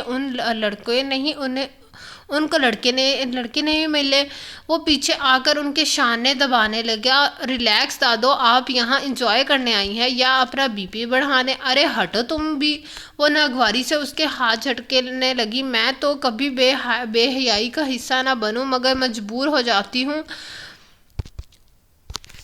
مگر مجبور ہو جاتی ہوں، سوچتی ہوں کہ ان میں شامل ہو کر اپنے بچوں کی طور طریقے تو دیکھوں تاکہ انہیں سمجھا سکوں، بات کروں گی میں معظم سے، ابھی تو میرے پاس بھی نہیں پھینک رہا، اور بہروانی کے تو مزاج ہی بہو رانی کے تو مزاج ہی سب سے جدا ہے، کپڑوں کا فیشن دیکھو، ماں بیٹیوں میں تفریق کرنا مشکل ہو رہا ہے، یہ تو اب کلچر بن چکا ہے ہماری کلاس کا دادو، وہ امریکہ پیرٹس، اس کے لیے تو یہ سب کچھ بھی نہیں تھا، آرام سے بولا، شاباش، پیدائشی مسلمان ہو تم لوگ، پاکستان میں پیدا ہوئے، ایک خدا کو ماننے والے اور محمد صلی اللہ علیہ وآلہ وسلم کی امت ہونے کے باوجود یہ سب تمہارا کلچر کب سے بن گیا ہے؟ ان کا چہرہ سرخ ہو گیا۔ ثانیہ کو عیسیٰ کی نرگت بنتے دیکھ کر مزہ آ رہا تھا، وہ بڑے اطمینان سے کرسی سے ٹیک لگائے اس کی تاثرات کو دیکھ رہی تھی۔ وہ شرمندگی سا کان کھنچاتے ہوئے بولا، سوری دادو، ایسے منہ سے نکل گیا، اس لیے تو کہتی ہوں کہ منہ سنبھال کے اور دماغ بھی سنبھال کے چلاؤ۔ وہ تنگ آ کر بولی، اور وہ جو ابھی تک محض اندر ہی اندر اس کی درگت سے محظوظ ہو رہی تھی، اس کی شکل دیکھ کر بے اختیار ہی ہنس دی۔ چھن چھن چھن، کانچ کی چوڑیاں جیسے آپس میں ٹکرا گئی تھی۔ وہ چونک کر اسے دیکھنے لگا، اتنے مغربی ماحول میں بڑا مشرقی آزاد سراپا تھا اس پر اس کا چیلنج کرتا پر اعتماد رویہ، کام والی تو وہ نہیں لگتی تھی۔ وہ سیکنڈ 4-5 عیسیٰ کی نگاہ کی جمود نے اسے پہلو بدلنے پر مجبور کر دیا، تب ہی اس کی باخبری بھانپ لینے پر وہ فوراً زاؤ نگاہ ڈال کر دو سے تیکھے لہجے میں مخاطب ہوا، آپ بھی نہ دادو، آس پاس تو دیکھ کے ڈانٹیں۔ ہاں، اب تخلیہ کراؤں تمہارے لیے؟ وہ بے زار ہو رہی تھی۔ ثانیہ کو ان کے الفاظ پر بھی ہنسی آئی، مگر وہ دبا گئی، اور اس کی کوشش میں اس کی سرخ پڑتی رنگت عیسیٰ سے مخفی نہ تھی۔ اب میں جاؤں؟ اس سب انتظار کر رہے ہوں گے۔ وہ ملتجانہ انداز میں اجازت طلب کرنے لگا۔ ہاں جاؤ، جماعت تو جیسے تم ہی نے پڑھانا ہے، سب بیچارے باوضو کھڑے ہیں وہاں۔ وہ پھر سے تپ گئیں۔ اوفو، وہ بیچارگی سے انہیں دیکھتے ہوئے بولا، آپ تو جیسے طنز میں CSS کر رہی ہیں دادو۔ پھر کرسی گھسیٹتے ہوئے وہیں ان کے پاس بیٹھ گیا۔ شاباش میرا بچہ، جیتا رہو۔ وہ فوراً ہی خوش ہو کر اس کے سر پر ہاتھ پھیرنے لگی۔ تمہیں کیا ضرورت پڑی ہے اس بدرنگی دنیا کا حصہ بننے کی؟ جب کنارے سے ہی سب دکھائی دے رہا ہے تو پھر بیچ میں جانے کی ضد کیوں؟ رشتے بھی تو نبھانے پڑتے ہیں دادو۔ وہ اپنی صفائی پیش کرنے لگا۔ ہاں تو نبھاؤ، مگر اپنی بلندی پر، اپنی سطح پر رہ کر۔ دوسروں کے مقام تک آ کے رشتے نبھانے مشکل ہوتا ہے اور ناقابل قبول بھی۔ وہ اسے سمجھ رہی تھی، مگر پھر ایک دم ہی ثانیہ کی طرف اشارہ کرتے ہوئے بولی، اب ثانیہ کو ہی دیکھ لو، یہ بھی تو عائزہ سیرینا کی عمر کی ہے، مگر کتنی روشن پیشانی والی باادب بچی۔ کوئی فضول فیشن نہیں، نہ ہی اینشنٹ دوستیاں۔ سب سے پہلے شے وہ جو انسان کے باطن کا پتہ دیتی ہے وہ ہوتا ہے اس کا لباس، باقی سب تو بعد میں پتہ چلتا ہے۔ اسے تو جیسے موقع مل گیا تفصیلی نظروں سے ثانیہ کا جائزہ لیا، تو جو دادو کی اس دیکھ لو والی پیشکش پر خواہ مخواہ شرمندہ ہو رہی تھی۔ ہر جگہ کا اپنا ماحول، اس کے مطابق رہن سہن ہوتا ہے دادو جان۔ میں تو ہمیشہ سے ہی ایسے کپڑے پہنتی آئی ہوں۔ اس نے بات بدلنے کو کہا، ایسی ہی مطلب مشہور بوتیک کے اتنے مہنگے؟ وہ بھویں اچکا کر استفہامیہ نظروں سے اسے دیکھ رہا تھا۔ ثانیہ کا دماغ گھوم گیا۔ کیا جتانا چاہ رہا تھا وہ؟ کہ اس کے کے دلائے ہوئے کپڑے پہنے ہوئے ہیں، نہ ہوئی کوئی ایسی چیز کہ ابھی اس کے منہ پر دے مارے۔ اور دادو شاید اس کا موڈ بھانپ گئی تھی تو فوراً تقریبی انداز میں بولی، اس کا مطلب ہے پوری آستینوں والے اور دوپٹے کے ساتھ؟ اچھا میں سمجھا شاید وہ مسکراہٹ دباتا ہوا پتہ نہیں کون سے بدلے لے رہا تھا۔ ثانیہ کا جی چاہ رہا تھا کہ ایک سیکنڈ میں وہاں سے غائب کر دے۔ اس نے دل ہی دل میں اس کا ادھار چکانے کا معصوم ارادہ ایک بار پھر دہرا دیا تھا۔ جائیں نا آپ بھی جا کر رونق میلہ دیکھیں۔ وہ جان بوجھ کر بھیڑوں کے چھتے میں ہاتھ ڈال رہا تھا۔ ابھی دیکھا ہے نا یہاں رونق میلہ جو دادو نے لگایا تھا؟ وہ تراک سے اس انداز میں بولی کہ عیسیٰ قہقہہ لگا بیٹھا، ساتھ ہی دادو کے چہرے پر بھی مسکراہٹ دوڑ آئی۔ وہ ناراضگی کے اظہار کے طور پر باقاعدہ چہرہ موڑ کر بیٹھ گئی۔ کم آن عیسیٰ، تم تو یہیں چپک کے بیٹھ گئے ہو بوڑھوں کے سا کی طرح۔ سیرینا کو اپنے آگے کوئی کم ہی دکھائی دیتا تھا۔ اب بھی دادو جان کے مرتبے کو نظر انداز کرتے ہوئے ناگواری سے بولی، پھر ساتھ ہی فریضہ نبھایا۔ سلام دادو۔ وسلام۔ انہوں نے بھی اس کے بے تحاشا گہرے گلے اور گوڑے چکنے بازوں کی برہنگی پر دل ہی دل میں لاحول پڑھتے ہوئے ویسا ہی جواب دیا۔ ثانیہ کو تو اسے دیکھ کر ہی شرم آ رہی تھی۔ یہ سوٹ لے کے آئی ہو 18,000 میں، کہیں بھی منہ کو پورا کپڑا نہیں لگا۔ وہ رہ نہ سکی تھی۔ سٹول پنڈلیاں کپڑے میں سے اپنی بہار دکھا رہی تھی۔ خوف خدا سے ان کا دل بے چین ہوا تھا۔ یہ فیشن ہے دادو، سیرینا اٹھلائی، یہ فیشن ہے دوزخ کا۔ وہ ترک کر بولی تو سیرینا کی رنگت سرخ پڑ گئی۔ عیسیٰ تم چل رہے ہو یا یہیں بیٹھنے کا وعظ سننے کا ارادہ ہے؟ اس نے تنگ کر حاکمانہ انداز میں پوچھا تو وہ بے چارگی سے دادو کو دیکھنے لگا۔ مجھے کیا دیکھ رہے ہو؟ دل چاہ رہا ہے تو 100 بار جاؤ، اور اگر چاہو تو اپنے نام کی ہی لاج رکھ لو عیسیٰ۔ وہ بے حد سنجیدگی سے بولی تو ثانیہ کو اس ستم ظریف پر ہنسی آئی۔ کیا پیغمبرانہ نام تھا اور لچھن! عیسیٰ وہاں سب تمہارا انتظار کر رہے ہیں۔ وہ جو ان کی بات کے گہرے پن میں پھڑیاں کھا رہا تھا، اگلے ہی سیکنڈ میں سیرینا کا ہاتھ تھامے کھینچتے ہوئے ساتھ لے گئی۔ دادو تعصب اور دکھ سے انہیں دیکھ رہی تھی۔ خدا خیر کرے، جو فیصلہ کبھی معظم نہ کیا تھا اور اپنی نسل خراب کر لی، اب ویسے ہی فیصلہ عیسیٰ نہ کرے۔ جیسی ماں آزاد خیال ویسی ہی بیٹیاں، وہ تھکے ہوئے لہجے میں بولی تو ثانیہ نے نرمی سے ان کا ہاتھ اپنے ہاتھ میں دبایا۔ وہ بچے تو نہیں ہیں دادو جان، اپنا برا بھلا جانتے ہیں۔ نادانی میں غلط فیصلہ تو کر ہی سکتا ہے، ارادہ تو اس کا لگ ہی رہا ہے۔ وہ اس کے بہلاوے میں نہ آئی تھی۔ اس کو بھی تو سیرینا کی آزاد روشن دکھائی دے رہی ہے۔ دادو، اگر انہیں زندگی میں ایسا ہمسفر قبول ہے تو پھر یہ تو ان کی اپنی خود چوائس ہے، اسے نادانی نہیں مرضی کہتے ہیں۔ وہ صاف گوئی سے بولی، یہ کیا پٹیاں پڑھا رہی ہو تم دادو کو؟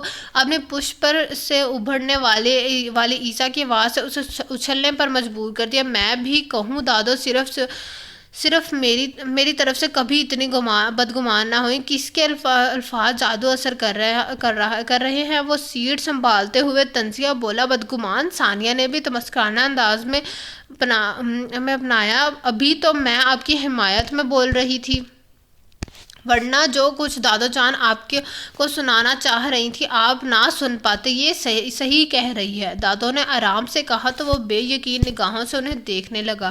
مجھے افسوس ہو رہا ہے کہ دیکھ کے یہ آزادی تمہیں پسند ہے، انہوں نے تعصب سے کہا تو وہ ذرا کرنے لگا۔ میں تو یہ سب دیکھ کے عادی ہو چکا ہوں، چاہے امریکہ ہی میں صحیح، یہاں تو ماحول ہی ایسا ہے۔ میں جس سے بھی بات کروں گا آپ بے حیائی کا لیبل دیں گی۔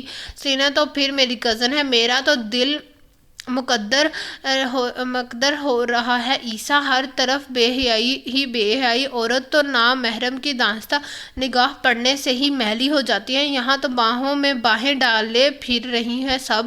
اوفو دادو، اب ایسی بھی کوئی بات نہیں، اس نے انہیں بہلانا چاہا۔ چپ! انہوں نے آنکھیں دکھائیں، پھر جلے کٹے انداز میں بولی، جیسے میں کچھ جانتی نہیں۔ اللہ!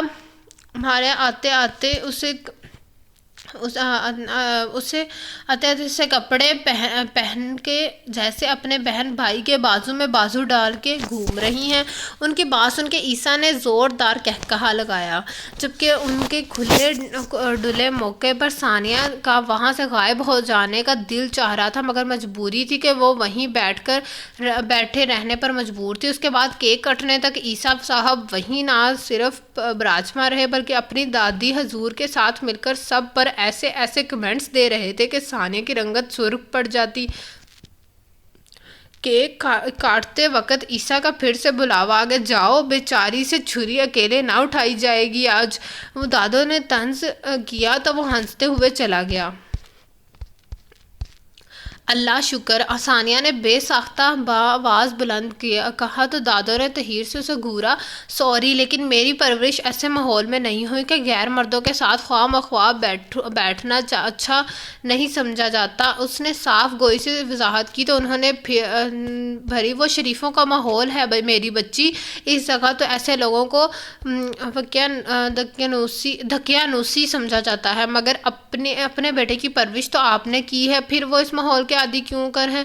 ثانیہ نے جھجکتے ہوئے پوچھا۔ وہ پھینگن انداز میں مسکرا دی، پرورش تو میں نے بہت اچھی کی تھی، مگر بحث بیویاں ہوتی ہیں نا شہزور، اپنے منوا کے ہی رہنے والی اولاد جن کے قدموں کو سسرال میں مضبوط کرتی ہے، اس کی بیوی بھی ایسی ہی ہے، جنت کی راہ پر چلا نہیں پائی، شوہر کو حق کھانا لگ گیا ہے، آپ کو بھوک لگی ہوگی، میں لے آؤں؟ یہ ان کا آواز آزادہ ہوتے ہوئے دیکھ کر ثانیہ تیزی سے بات بدل گئی، اور انہیں بھوک تو قطعاً نہیں رہی تھی، مگر محض اس کا ساتھ دینے کے لیے اس بات میں سر ہلا دیا تو وہ ٹیبل کی طرف بڑھی۔ دادو کے لیے کھانا سرو کر کے وہ اپنی پلیٹ میں چاول نکال رہی تھی جب اس کے پیچھے کوئی کھنکھارا۔ ایکسکیوز می، وہ مردانہ آواز پہ بے ساختہ پلٹی۔ ماڈرن حلیے والا جوان لڑکا اس کی طرف متوجہ تھا۔ ثانیہ کو خیال آیا پورے فنکشن میں وہ عائزہ کے ساتھ گھومتا اور خود کو عاشق نمبر 1 ظاہر کرتا رہا تھا۔ اسے مسکراتے ہوئے مسلسل اپنی طرف متوجہ پا کر ثانیہ کے تاثرات میں ناگواری آ گئی۔ اسے نظر انداز کرتی وہ اپنے ٹیبل کی طرف کی جانب بڑھنے لگی تھی کہ غیر متوقع طور پر اس کے راستے میں حائل ہو گیا۔ ثانیہ بروقت تمام سنبھلی اور بے یقینی سے اسے دیکھا۔ کیا مسئلہ ہے آپ کا؟ اس نے شدید غصے نے یکلخت ہی اپنی لپیٹ میں لیا تھا، بے حد ناگواری سے پوچھا، آپ؟ وہ اسے مسکراہٹ کے ساتھ پراعتماد انداز میں بولا۔ لہجہ بہت بھر تو ثانیہ بات بھول گئی، پھر خود کو سنبھال کر درستی سے بولی، آپ مسلسل 2 گھنٹے سے جس مسئلے میں الجھے ہوئے ہیں اس کو سلجھائیں۔ میں نے تو ان فضولیات میں پڑنے والی لڑکی نہیں ہوں، اور نہ ہی آپ کی ٹائپ کی۔ ناؤ ایکسکیوز می، اس کا اشارہ عائزہ کی طرف تھا، آپ شاید مجھے جانتی نہیں، میرے ڈیڈی اس ملک کے ٹاپ کے انڈسٹریلسٹ ہیں، اور میں ان کا اکلوتا وارث۔ وہ آنرز کے ساتھ اس کے راستے میں تھا۔ تفاقہ سے اپنا تعارف کراتا وہ تمسکرانہ مسکرائی۔ اچھا، کتنے حج و عمرے کیے ہیں آپ کے ڈیڈی نے، اور آپ دن میں کتنی نمازیں پڑھتے ہیں؟ اس قدر غیر متعلق سوال وہ گڑبڑا گیا۔ کیا مطلب تو آپ کو اچھی طرح سمجھ میں آ گیا ہوگا مسٹر، اب آپ میرے راستے سے ہٹ جائیں، وہ سنجیدگی سے بولی، اور اگر نہ ہٹوں تو وہ اس قدر غیر سنجیدہ تھا تو پھر آپ بہت گھٹیا پن کا ثبوت دیں گے۔ ثانیہ نے اطمینان سے کہا تو اس نے اپنی طرف سے جیسے دھماکہ کیا، آپ مجھے بہت اچھی لگی ہیں، جب سب لڑکیوں سے الگ میں آپ سے دوستی کرنا چاہتا ہوں۔ مگر ثانیہ کے اعتماد میں کوئی فرق نہیں پڑا۔ وہ نگاہ گھما کے ان دونوں کی طرف متوجہ عائشہ کے پورے گروپ کو دیکھ چکی۔ مگر آپ مجھے قطعاً اچھے نہیں لگے، دوسرے یہ کہ میں لڑکوں سے دوستی نہیں کرتی۔ وہ آرام سے بولی اور اس کی قدرے سائڈ سے ہو کر نکل آئی۔ اس سڑک چھاپ امیر زادے نے اس کا موڈ سخت خراب کر دیا تھا۔ یہ سب اس عائشہ کی شرارت لگ رہی تھی۔ وہ دادو کے لیے سویٹ ڈش لینے گئی تھی۔ اس نے چمچے پر ہاتھ رکھا تو اور کسی نے اس کے ہاتھ پر مجھ سے کہیں نا خادم کس لیے ہے، مسکراتا ہوا لہجہ۔ ثانیہ کی رنگت زرد پڑ گئی۔ وہیں امیر زادہ مگر اس قدر بڑھ جائے گا اس نے گمان بھی نہیں کیا تھا۔ اس کے ہاتھ پہ مضبوط مردانہ ہاتھ کی گرفت اور بڑھ گئی۔ یہ کیا گھٹیا حرکت ہے، ہاتھ پیچھے کرو۔ حواس میں آ کر وہ بولی نہیں گررائی تھی، مگر ادھر وہ شکاری مسکراہٹ، الو کے پٹھے ہاتھ سے پلیٹ رکھتے ہوئے ثانیہ نے جتنے زور سے ہو سکا ہاتھ گھما کے اس کے منہ پہ دے مارا۔ کئی آنکھوں نے یہ انوکھا منظر دیکھا، کئی کہہ تھم گئے۔ تھپڑ کھانے والے کی زندگی کا بھی یہ شاید پہلا اتفاق تھا۔ تب ہی وہ سکتے میں آ گیا۔ کیا ہوا، کیوں؟ سوالات بھرنا شروع، شور اور لوگوں کا گھیراؤ۔ ثانیہ تیزی سے دادو کی طرف بڑھ گئی۔ اتنی ہمت دکھا لینے کے بعد اس کا دل جیسے ہاتھوں پیروں دھڑکنے لگا۔ اپنی سیٹ پر گرنے کے اس انداز بیٹھتے ہوئے وہ یوں ہانپنے لگی جیسے میلوں چل کے آئی ہو۔ وہ اے لڑکی، تمہیں کیا ہوا ہے؟ کھانا ختم ہو گیا ہے؟ دادو جان اس کی حالت دیکھ کر چونکی تھی۔ نہیں، وہ وہاں کوئی بدتمیز سا شخص کھڑا تھا۔ ثانیہ کو لگ رہا تھا کہ اگلے چند لمحوں میں وہاں صورتحال کافی کشیدہ ہونے والی تھی۔ میری طبیعت ٹھیک نہیں لگ رہی۔ وہ اپنے کیے پر شرمندہ نہیں تھی، مگر دل گھبرا رہا تھا۔ کھانا تو ٹھیک سے کھا لو، اس لیے طبیعت خراب ہو رہی ہوگی۔ نہیں، بس کھا لیا، اب چلیں۔ وہ مربستہ نگاہوں سے انہیں دیکھنے لگی۔ وہ کون سا پہلے ہی بڑے دل سے بیٹھی تھی، فوراً وہی واپسی تیار ہوگی، مگر اسی وقت عائشہ اپنے ساتھ رابعہ بیگم کو لیے فوں فاں کرتی اس کے سر پہ موجود تھی۔ گھٹیا لڑکی، یہ کیا حرکت کی ہے تم نے میرے مہمان کے ساتھ؟ رابعہ بیگم، ان کی زبان پہ ثانیہ کی پہلی بار واسطہ پڑا تھا، لہٰذا بھر وہ چکرا سی گئی۔ ہاں ہے بہو رانی، یہ کس سے مخاطب ہو تم؟ دادو جان نے حیرت بھری نگواری سے پوچھا تو وہ دانت پیستے ہوئے حقارت سے ثانیہ کی طرف اشارہ کرتے ہوئے بولے، اس خبیث سے نہیں پوچھا آپ نے جسے اپنی چاکری کس پہ رکھا ہوا ہے؟ بہو وہ بھی جلال میں آئی تو گرج اٹھی، مگر ادھر بھی میاں کی لاڈلی رابعہ بیگم تھی، کسی کی خاطر میں نہ لانے والی۔ عائشہ بھی نفرت بھری نگاہوں سے ثانیہ کو دیکھ رہی تھی۔ وہ شاید آنسو بھی بہا کر آئی تھی۔ اس کا ہونے والا منگیتر اتنی بے عزتی کروا کے شاید ہر رشتہ ختم کر کے جا چکا تھا۔ فاروق وارثی کروڑ پتی شخص کا اکلوتا بیٹا، جسے اس محفل میں ایک ملازمہ سے تھپڑ کھاتے کئی آنکھوں نے دیکھا تھا۔ اماں جی، فوراً اس سے پہلے اس نوکرانی کو فارغ کریں، ہمیں اس گھٹیا لوگوں کی کوئی ضرورت نہیں۔ وہ چٹکی بجاتے ہوئے تن سے بولی تو انہوں نے خود کو ٹھنڈا رکھتے ہوئے تحمل سے پوچھا، اگر تم مجھے بتانا پسند کرو گی تو بات کیا ہے تو شاید میں کوئی بہتر فیصلہ کر سکوں۔ یہ انہوں نے نفرت حقارت سے خاموش بیٹھی ثانیہ کی طرف اشارہ کیا اور پھر اس لہجے میں بولی، اس نے ہمارے ایک معزز مہمان پر ہاتھ اٹھایا ہے۔ وہ دادو جان نے سوالیہ نظروں سے ثانیہ کو دیکھا، جو خاموش تو بیٹھی تھی مگر ڈری سہمی نہیں۔ آہستہ مگر مضبوط لہجے میں بولی، اس نے میرا ہاتھ پکڑ لیا تھا دادو جان، اور فضول بکواس بھی کر رہا تھا۔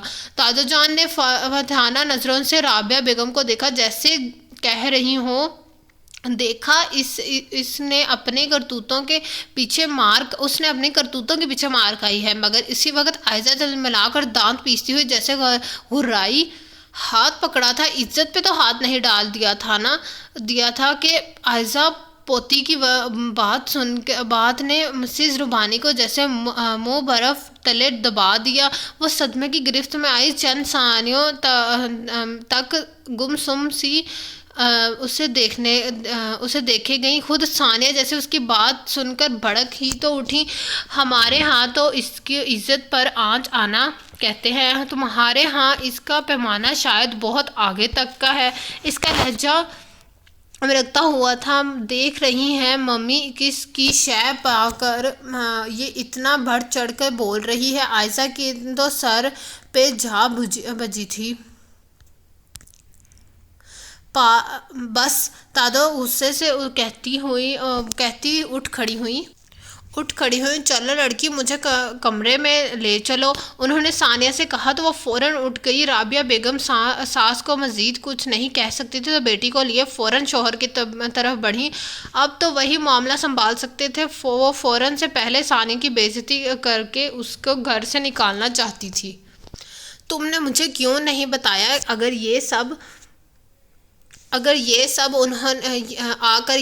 انہوں نے اپنے بستر پر ٹکتے ہی پہلا سوال یہی کیا تو ثانیہ دس ہونے لگی۔ اب میں پہلے آ کر آپ کو بتاتی، پھر اسے جا کر تھپڑ مارتی، واپسی پر تو اپنا کارنامہ سنا سکتی تھی نا۔ میں رابعہ بیگم کی طبیعت کو تو ٹھیک طرح سے صاف کرتی۔ وہ جس طرح بولی اس پر ثانیہ کو ہنسی آ گئی۔ اندر داخل ہوتا عیسیٰ ٹھٹکا، اس قدر شفاف اور بے ریا ہنسی تھی کہ خود بخود قدموں کو روکتی تھی۔ بہت خوب، وہاں تباہی مچا کر یہاں قہقہے لگائے جا رہے ہیں، سنبھلتے ہوئے وہ اونچی آواز میں کہتا اندر داخل ہوا تو ثانیہ خاموش ہو کر دادو جان کے سامنے بستر پر ہی ٹک گئی۔ آپ بتائیں، کیا مجھے ایسا نہیں کرنا چاہیے تھا؟ تمہارا دل کیا کہتا ہے؟ انہوں نے نگاہیں بھر کے اس کے بے داغ پیشانی کو دیکھتے ہوئے نرمی سے پوچھا تو وہ بے اختیار بولی، میرا دل تو کہتا ہے کہ مجھے ایک اور تھپڑ مارنا چاہیے تھا۔ عیسیٰ اسے دیکھ کے رہ گیا۔ کیسی جی دار لڑکی تھی، میں ذرا چینج کر لوں۔ وہ عیسیٰ کو فرشتے کی طرح مسلسل سر پہ کھڑے دیکھ کر بہانے سے اٹھ کر کھڑی ہوئی تو وہ گہری سانس بھرتا اسی کے انداز میں دادو جان کے سامنے بیٹھ گیا۔ ایسی ہوتی ہیں لڑکیاں، شریف اور شفاف کردار کی، انہوں نے جتانے والے انداز میں کہا تو وہ مسکرایا۔ میں نے بھلا کچھ کہا؟ وہ تو گواہ تھا سارے منظر کا، خود ہی بھی اس ماحول کا حصہ ہونے کے باوجود جو ثانیہ کی جرأت نے اسے بہت متاثر کیا تھا۔ کہتے تو نہیں مگر آدھا پونا لباس پہننے والیوں کے باہوں میں باہیں ڈالے گھومتے تو رہتے ہو۔ وہ ناراضی سے بولی، مگر اب بس دادو جان، آپ اب میرے ساتھ چلیں گی میرے نئے گھر میں جو کب سے آپ کا منتظر ہے۔ وہ ایک دم سے سنجیدہ ہو گیا۔ کب سے وہ ان کے پیچھے پڑا تھا کہ وہ اپنے گھر میں انہی کے ساتھ رہے گا، مگر وہ مانتی ہی نہیں تھی۔ اب بھی چڑھ گئی، وہاں جا کے دیواروں سے سر ٹکراؤں گی یا پتھروں سے۔ اوفو، آپ کی خادمہ خاص بھی تو ساتھ ہی ہوگی، اس کی شکل دیکھتی رہے گا نا۔ انہوں نے صاف انکار کیا۔ اور ایک شریف اور شفاف کردار والی لڑکی ڈھونڈ لیجیے گا میرے لیے، یہاں رہوں گا تو میں بھی بگڑ جاؤں گا۔ وہ مسکراہٹ دباتے ہوئے بولا تو وہ چونکی۔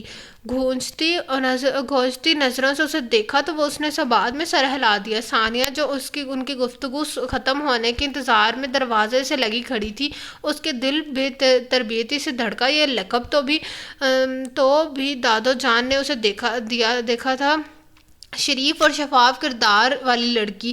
اس سے بھی تو پوچھ لو عیسیٰ مکرم، اسے بھی اپنی اپنے لیے شریف اور شفاف کردار والا لڑکا چاہیے ہوگا۔ دادو جان نے نیم دراز ہوتے ہوئے حسب عادت طنز کیا، مگر ان کا اطمینان ان کی مسکراہٹ سے ظاہر تھا۔ آپ اسے گھر واپس بھیج دیں اور مجھ پہ چیک رکھیں، دادا جان اس سے قابل آ کے دکھاؤں گا۔ وہ دعوے سے بولا تو جہاں انہیں ہنسی آئی وہیں ثانیہ نے بھی دل پہ ہاتھ رکھا۔ خدا، یہ کون سا موزہ دکھانے والا تھا؟ اچھی طرح سوچ لو عیسیٰ، یہ لمحوں کے فیصلے نہیں ہوتے۔ انہوں نے اسے خبردار کیا۔ یہی تو لمحوں کے فیصلے ہوتے ہیں پیاری دادو۔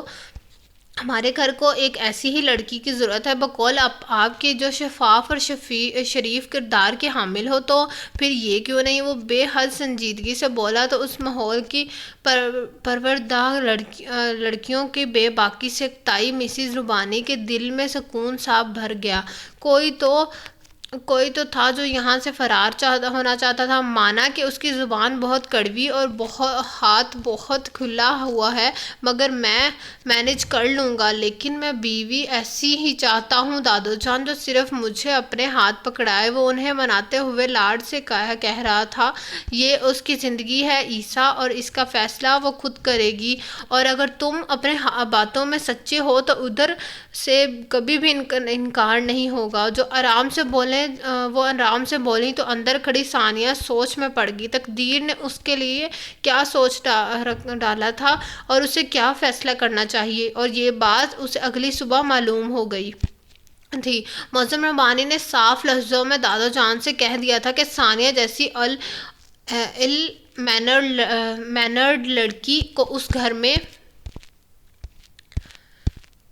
میں برداشت نہیں کر سکتے، سو وہ اسے فوراً نوکری سے فارغ کریں، اور یہ کہ وہ ان کے لیے ملازماؤں کے ڈھیر لگا دیں گے وغیرہ وغیرہ۔ وہ بہت اطمینان سے ساری بات سنتی رہی۔ اس دوران ثانیہ اپنے کپڑے سمیٹ کر بیگ میں رکھ رہی تھی۔ رابعہ بیگم کو اطمینان ہوا کہ وہ رخصتی کی تیاری میں تھیں۔ معظم ربانی کو کافی دیر کے بعد احساس ہوا کہ ماں ایک لفظ بھی نہیں بولی تھی، وہی بولتے جا رہا تھا۔ وہ ایک دم چپ ہو گئے۔ بس ختم ہو گئی تمہاری تقریر؟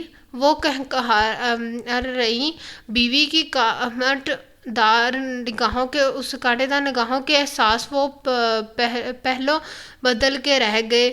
بات یہ ہے معظم بیٹا کہ یہ گھر اس لڑکی ہی کہ نہیں میرے بھی رہنے کا لائق نہیں رہا۔ مجھے بھی اس کے ساتھ ہی جانے دو۔ ماں جی، ایسا کیوں کہہ رہی ہیں آپ؟ وہ پہنچا کر رہ گیا، کیونکہ اگر بڑی محفل میں کوئی غیر مرد میرا ہاتھ پکڑتا تو میں بھی اسے یہی کرتی جو اس شریف لڑکی نے کیا ہے۔ تو جب میرے سوچ بھی اس کی جیسی ہے تو پھر میرے لیے بھی تمہارے گھر میں ظاہر ہے کوئی جگہ نہیں ہوگی۔ وہ بڑے پرسکون انداز میں کہتی، انہیں سراپا ندامت بنا گئی۔ اب تک خاموش بیٹھی عیسیٰ نے خاموشی کی جیل میں پہلا پتھر پھینکا۔ میں دادو جان کو اپنے گھر لے جا رہا ہوں۔ یہاں آپ کو کیا تکلیف ہے ماں جی؟ وہ بھونک کر کھلائے۔ جبکہ عقل کی اندھی رابعہ بیگم نے دل ہی دل میں شکر کا کلمہ ادا کیا، یہ سوچے سمجھے بغیر کہ بھری دھوپ میں چھتنا وہ بھوکلائے۔ جبکہ عقل کی اندھی رابعہ بیگم نے دل ہی دل میں شکر کا کلمہ ادا کیا، یہ سوچے سمجھے بغیر کہ بڑی دھوپ میں جتارنا اور درخت کا سایہ کام دیتے ہیں بزرگ۔ مگر مجھے تو نہیں، مگر شاید مجھ سے دوسرے بہت سوں کو تکلیف پہنچتی ہو۔ اور بیٹا، وہ مسلمان ہی کیا جس سے کسی دوسرے مسلمان کو اذیت یا پریشانی ملے، دعا کرتی رہوں گی اس گھر اور اس کے مکینوں کی عزت و خیر کی۔ وہ آزادہ تھیں، اچھی طرح جان گئی تھی کہ یہ گھرانہ نام نہاد ترقی کی راہ پہ جا رہا ہے، مگر ان کی شنوائی ہی کہاں ہوتی تھی۔ سو اب ٹوکنے سے بہت بہتر دعا کرنا ہی تھا۔ اب اگر اماں جان فیصلہ کر ہی چکی ہیں تو پھر آپ انہیں مجبور مت کریں، انہیں تکلیف ہوگی۔ رابعہ بیگم نے شوہر کو تنبیہ نگاہوں سے دیکھتے ہوئے بظاہر آرام سے کہا تو وہ جتانے والی نظروں سے بیٹے کو دیکھنے لگیں۔ پھر عیسیٰ کو مخاطب کیا، عیسیٰ، جا کر ثانیہ کو حفاظت سے اس کے گھر چھوڑ آؤ، آگے جو کرنا ہوگا وہ میں تمہیں بعد میں بتاؤں گی۔ ثانیہ ان سے مل کر خاموشی سے اپنے بیگ کی جانب بڑھی جو اس سے پہلے ہی عیسیٰ نے اٹھا لیا تھا۔ وہ چپ چاپ باہر نکل گئی، عیسیٰ بھی اس کے پیچھے کھڑا بڑھا۔ رابعہ بیگم نے بے حد ناگواری سے یہ منظر دیکھا تو وہ رہ نہ سکی۔ باہر اتنے ڈرائیور موجود ہیں، آپ اسے عیسیٰ کے ساتھ بھیج رہی ہیں؟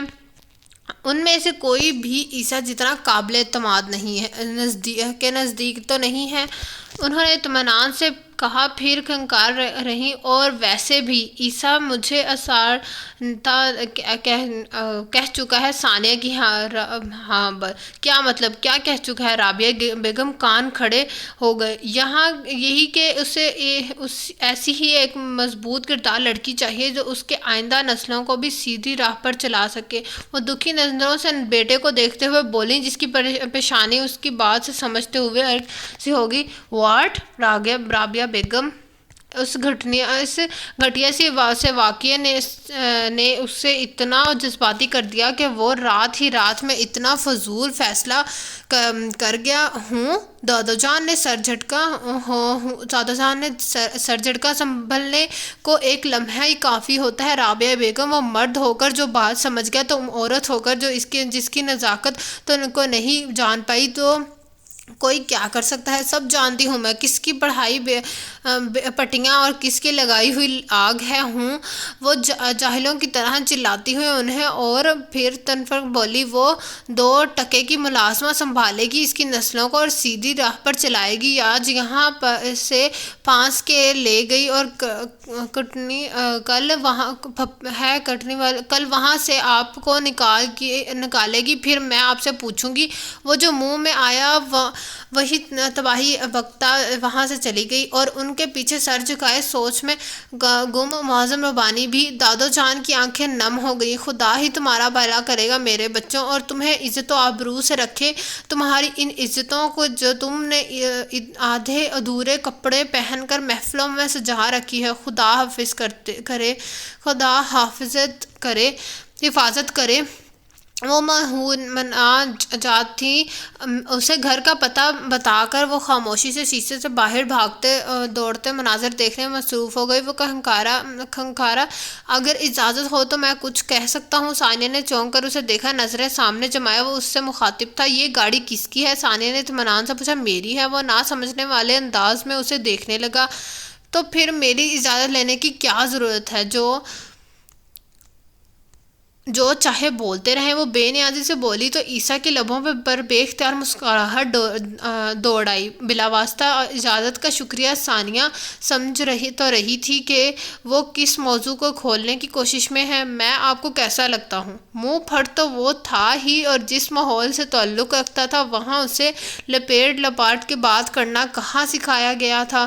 مگر ادھر بھی ثانیہ تھی، ویسے ہی جیسے باقی انسان ہوتے ہیں۔ شانہ چکا کر وہاں کہا تو وہ بے ساختہ ہنسا۔ تھینک گاڈ انسان تو لگتا ہوں۔ آپ نے جو ٹرن لیا ہے اس طرف سے گھر دور پڑے گا، سیدھا راستہ ہی چلتے۔ ثانیہ کی نگاہ باہر ہی تھی۔ مجھے تم سے کچھ بات کرنا ہے، وہ سنجیدگی سے بولا۔ ثانیہ خاموش رہی۔ میرے بارے میں تمہارا کیا خیال ہے؟ کیا مجھے سچ بتانا پڑے گا؟ چند لمحے کچھ سوچنے کے بعد ثانیہ نے جواباً پوچھا تو عیسیٰ نے اس بات میں سر ہلا دیا۔ بالکل بھی اچھا نہیں ہے، بلکہ جو کپڑے آپ نے مجھے خرید کے دیے تھے ان کے پیسے آپ کے منہ پر مارنے کا سوچ چکی ہوں۔ وہ صاف گوئی سے بولی۔ اوہ مائی گاڈ! وہ ہنسا اور پھر ہنستا ہی چلا گیا۔ اس میں ہنسنے والی کون سی بات ہے؟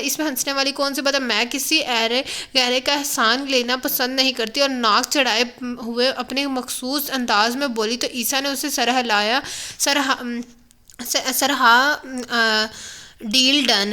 ارے غیر کا احسان لینا بھی نہیں چاہیے۔ پھر قدرے توقف کے بعد پوچھنے لگا،